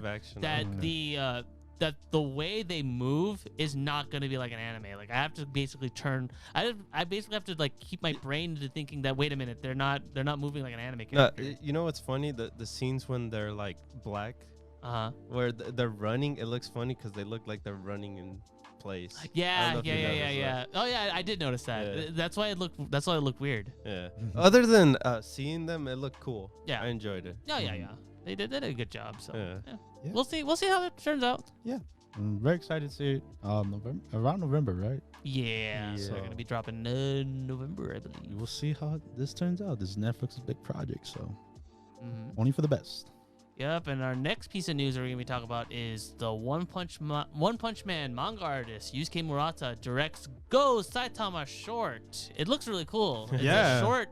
It's a 107-second One Punch Man short that has no audio. Yeah. But it looks really cool. Really? Oh yeah. Cool. This is I think my favorite key moments with the train. Oh yeah. Where he so kind of like plans it out. And yeah. I'll be honest, I had a little bit of PTSD seeing a superhero involving a train again, especially him crashing through and everything. But hey, it turned out well. I think. Yeah, it was funny. This whole adventure to like get the meat. Yeah. I mean, but that's the cool thing. Like, it sticks to what Saitama is about. Like, he's just an ordinary dude that just wants to go to the supermarket to get that sale. Exactly. And then, like, at the end, where, like, Genos comes in and, like, he has it. It's like, that was sweet. That was wholesome. I needed more episodes on that season 2 with this. Yeah, I know. It misses that comedy element. That's what makes Saitama funny, man. That's the parody of being overpowered, man. Well, that's why we have to mention that this isn't even done by like JC Staff or Madhouse or anything like that. This is actually done by Murata's own studio called Village Studio. Yeah. So that's pretty cool. Maybe when season 3 happens, they take over the reins. Yeah. Oh, maybe. Could be a possibility. Yeah, because the art style looked amazing. Oh yeah. I mean, it's pretty much 1-for-1 as the manga, which makes sense because it's the manga author. Yeah, so that's amazing. Yeah, I really wish there was more manga authors like out there that was more involved in animation. It used to be a thing back then, but not really nowadays. Yeah. So yeah, really cool. If you haven't seen the short, go ahead watch it. Oh yeah, it's on Twitter. Yeah, so not that long. Yeah. But, amazing time. Mm-hmm. That move on to our next news. Yeah, we got the Phantom Breaker that I know you guys have talked about a little bit. Anya gets an English dub trailer, which is interesting. I think this is the reason why that it might have got delayed. Oh yeah, because they needed to get that English dub together. Yeah, because like, the whole cast. But that's the weird thing. Like the fact that they have an English dub. Like a lot of crossover games that come out from Japan, they never get English dubs for licensing reasons. Especially this game. Yeah. It was a struggle to transfer this game over here and get it English, like in English. I remember in AX. Yeah. I even wrote on, I think, a petition or something to get the game even like localized over here. Right. But it never got localized until now. It's finally coming. Yeah. This is like years ago. Too. Yeah. So. And there's a lot of voice actors that I know here. A lot. Like Kira Buckland, Caitlin Glass, Lily Pichu. Like there's Matt Mercer, Christina V. That's a lot of Monica Rial, Lucy Christian. There's a whole bunch of whole bunch. They got some big names here. Oh, they do have big names. They went all out. They went all out on voice actors. So yeah, hopefully we get the game in our hands next year. I can't wait, man. I'm interested to see. It's you know me, I'm big in my fighting games, so it looks better than the original. Man. I mean, it's kind of to be expected. You know, the original was a PS3 game, Yeah. so Hey man, the original's great, bro. Sorry about. This was a really big upgrade for them. all right. And the next bit of news we're going to be talking about is Something this is we my talked about. This is my territory right here. The Persona 25th anniversary. Yes. That kind of happened. Explain to me what happened, honestly. What didn't happen, man? I mean, well, I'll tell you what. Actual game announcements didn't happen. 'Cause Yeah, they're no not gonna be- information. no information about that until December. So what information did we get? Well, if you live in Japan, all the Persona animations that have happened with 4 Golden, and 5, all available on Amazon if you live in Japan. Yeah. Also, orchestra concerts and live shows. But that's, of course, only if you live in Japan. So there's a little bit of a trend. There's a reason why this anniversary special or whatever. Oh, and I guess Morgana as a VTuber. Yeah, That was weird. That was weird. I feel like that's definitely going to be a trend that we're going to be seeing a lot of since VTubers are so big. So. Yeah, Morgana VTuber, though. especially in Japan. Especially in Japan. Yeah, and I guess there's there's nothing gonna be in the Tokyo Game Show, right? Other than the mini concert they're gonna have too. Because they basically stated themselves, we're not gonna have game announcements until December. Yeah. So we still have 3 more months to kind of wait on that. That was weird because when we saw that trailer, of course it wasn't solved, but we kind of got the idea of what. Got the gist of Yeah. it. I mean, yeah, there's no point because it's like it's all just Japan exclusive stuff. So. So Unless you live there, you're not gonna. I mean, hey, if you do live there, then you got stuff to look More forward power to. to you. more power to you, man. More power to you. But yeah, that was disappointing. Yeah. I'm glad you're here to explain this whole situation. Because we talked about this a while back. Yeah, They we were in covered the- it. We covered it. There was gonna be big news, and I guess this was the big news. Yeah, that was their big. Hey, that's big for them, you know. Yeah, so big in this Japan. might be big for some people because Yeah. maybe some people they don't like to play games. maybe they just like to indulge on the anime and the live shows. Yeah, Yeah. totally. You know, Persona's a way of life. But anyway, moving on. We're gonna be talking about Super Smash Bros. Ultimate Final DLC character to be announced in October 5th. I was which amazed. is, as of right now, about a week from now. So, I was amazed. all right, all bets are in. I want a Fire Emblem character. Oh my god, Aaron's hating you right now. Because I don't care at this point. I got my character that I wanted. I got Pyra and Mithra in there. So at this point, give it away to a Fire Emblem character. I want to see the internet burn. I want to see the internet burner than that Smash logo that they showed off for Ultimate in their first trailer. Jesus Christ. What about you? I want to see hell Omar? loose. I'm gonna be like the internet, and it would be interesting if they actually brought Sora in. I don't want Sora, but it would be cool to have Sora because anything's possible, right? I want there to be a PlayStation All-Star sequel, Oh, and he's jeez. gonna be the Oh first my character to be God. introduced. And there's no way in hell he's gonna be in this game. If he is in this game, cool. But I honestly want Doom guy or like Master Chief, a gun character maybe. Be cool to see, in my opinion. That's just me. I wanted the Metal Slug guy, any of them, but we also got Terry, so SNK Yeah, rep. we got our SNK rep. I Yeah. mean, we even got Metal Slug music too out of it. Yeah, so that's pretty cool. So, it's being represented. Yeah. That's really pretty much it. I really have no idea. Waluigi? Oh, jeez. No. What about you, Sakurai's David? like, no. What about you, David? It's not Waluigi, I can tell that much. I think the Metal Slug thing, one of the Metal Slug characters, but Yo. you can't no more. Tarmo. It's over. Yeah. And then, of course, my other characters that I thought that were gonna be in the game that ended up They shot being you me, down, yeah, bro. me. They shot you down, Yep. dude. They busted you in the kneecaps, Yeah. point blank. And I'm amazed the reason they're like, I thought this was gonna be in the game show. This, They usually do the a reveals big on announcement. the video games Mhm. awards. Yeah. They do. Not this time. Not this time. Nope. The reason why I think is maybe because Nickelodeon's Brawl. Oh my god. To draw away the attention from Oh away the my attention. goodness. It comes out on the 5th, you know? Nickelodeon versus Nintendo. Coincidence? I want a crossover now. I think not. But yeah. So yeah, that's I guess my character's got Write down in the comments who you guys think will be in the final roster. Please say Mega Man X. We need a throwback. Oh to my that god, episode. I will love that. We need a throwback to that pilot episode. Oh, Chris Redfield. Yeah.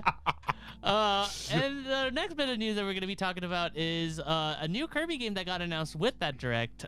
Kirby and the Forgotten Land announced for Switch. Yeah, It's going to come out in 2022 spring. You excited? It's different. It's I guess different not. from the original.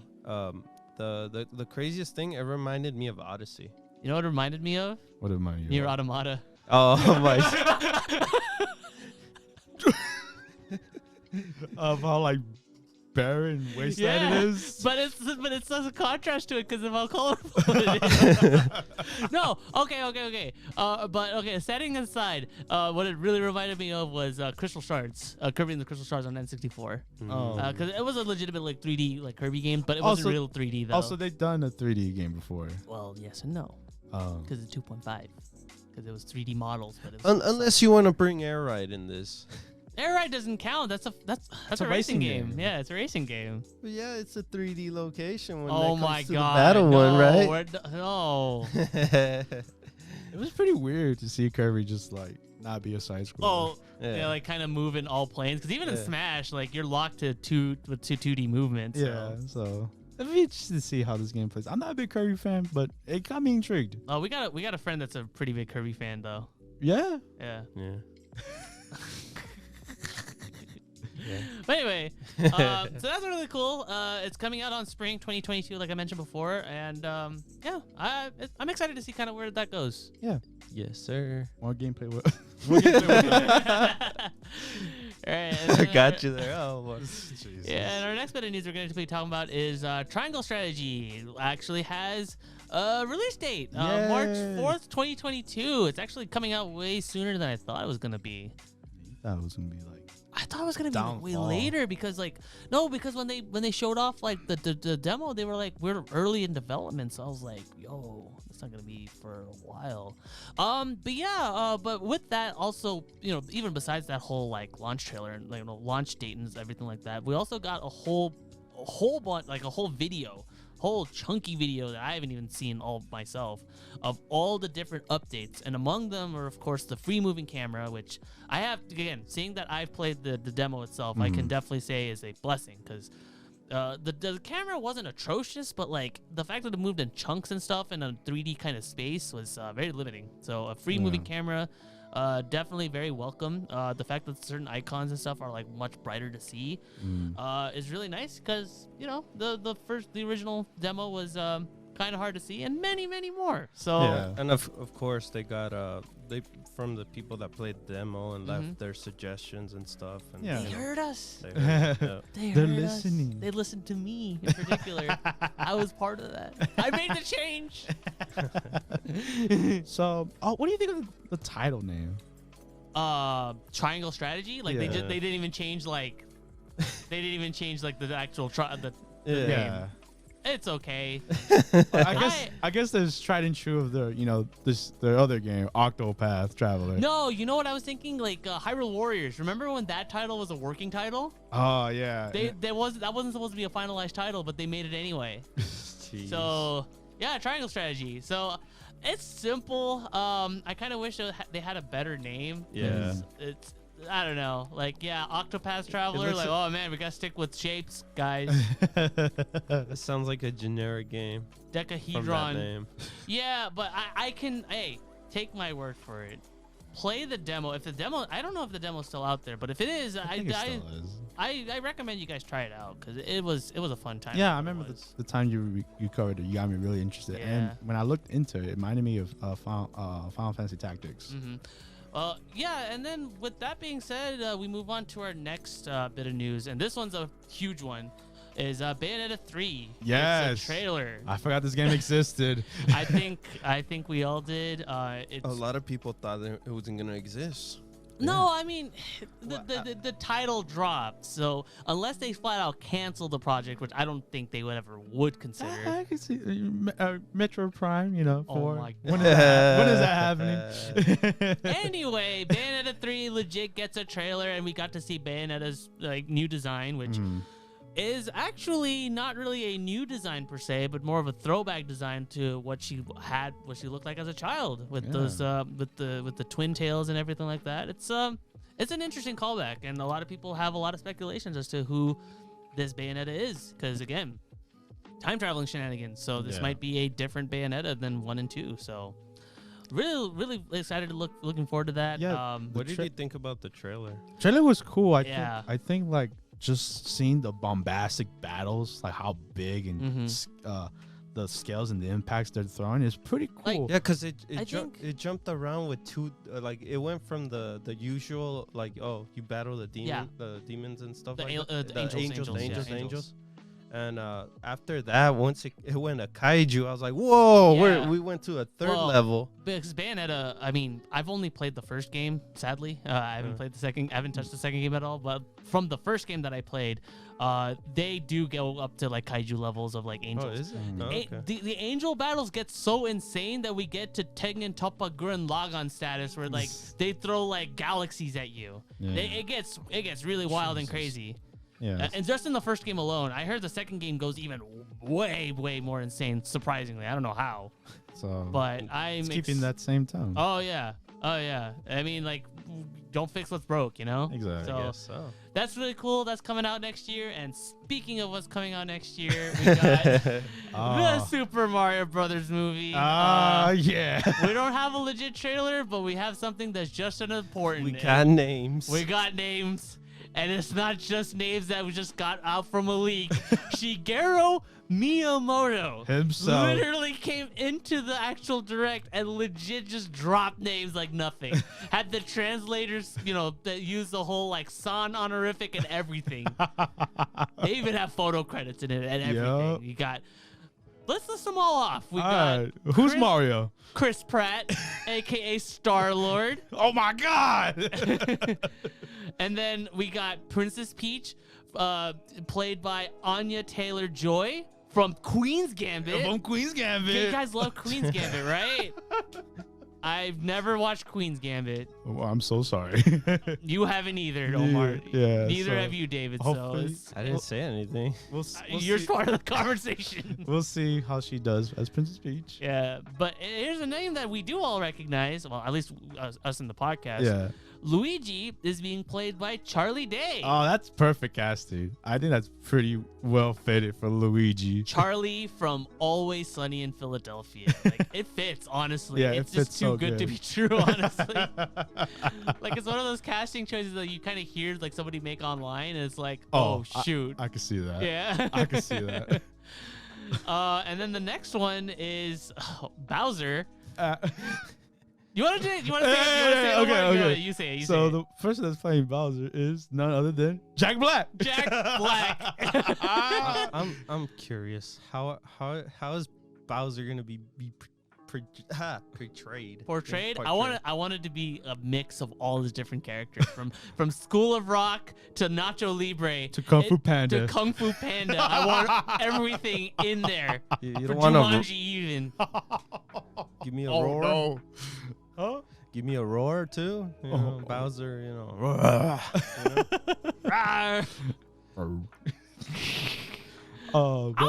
I think the best casting though, it has to be Toad. Oh my God. Keegan Michael Key. I wonder how that's gonna come out. I'm very interested to see how his portrayal of Toad is. I wonder if it's gonna be extra loud or stuff like that. It's Keegan Michael Key. Of course, you've seen Jordan Peele. You've seen Key and Peele. Yeah. He's super extra. I also seen Predator. Oh my God! Why'd you bring up that? Okay, you know what? It's fine. It's fine. But he has made different voices within Key and Peele. So. Yeah, like Aaron. Hey, Aaron! Where are you? Where is Aaron right now? Yeah. The substitute teacher. Yeah. greatest skit. But no, this is the one I really want to talk about. Oh, Donkey Kong. Yes. Oh, first of all, Donkey Kong's in the movie. Yeah. Cool. Weird. Weird. Very weird. Very weird. Okay. But who's playing Donkey Kong? Hey guys, it's me, Seth Rogen. Seth Rogen, baby. Woo! Pineapple Express, let's go. Superman. Yeah, heck yeah. Sausage Party. Pumbaa. Oh my god, I want to forget about that. but hey, he's also in a show that we covered previously, which was Alan the Alien from Invincible. Yeah, so Seth Rogen has some voice acting chops already. So Yeah. I'm pretty sure he'll do fine. It's just funny to see. And No, it'll be funny as DK. Yeah. And then we also have like three other casting, which is delegated to like more minor roles. Cranky Kong is being portrayed by Fred Armisen. Don't know much about his background. Kamek though is voiced by Kevin Michael Richardson, who's actually a pretty prolific voice actor. He's done a lot of roles throughout his career. So this guy's actually the first legit voice actor that we have. Oh wow. In the role. That's actually as a professional voice actor. And then we also have Sebastian Maniscalco as Spike from Wrecking Crew. Is it Wrecking Crew? Wrecking Crew, yes. I thought it was the Toad. No, that's Spike from the Wrecking Crew. Okay. So, and Charles Martinet cameos. So yes, I cannot wait to hear his voice come out of a Goomba. I'm gonna say it's gonna be a Goomba. It's gonna be a Goomba, a Koopa. You know all of them. Well, if it's a Koopa, I'll be happy. And yeah, that's the cast so far. The whole internet exploded when this happened, and we as well had our reactions to it. And yeah, I can't wait. I can't wait for this trailer, bro. It's either gonna be a cringy fire or the best thing I ever seen in my life. We will see, man. We will see. And with that wraps up the news, and that wraps up this podcast. If you made it this far, thank you for listening. You know, I know this was a long one, but we appreciate you guys listening this far. And like always, don't forget to like, comment, share, and subscribe. And share if you think we're super cool, please. Exactly. Oh, I'm so glad you said it back. And like always, my name is Omar. And this is David. And this is Robbie. And this is Josh. And with that, we'll see you guys next week. Bye-bye, guys. Bye. Bye. Bye.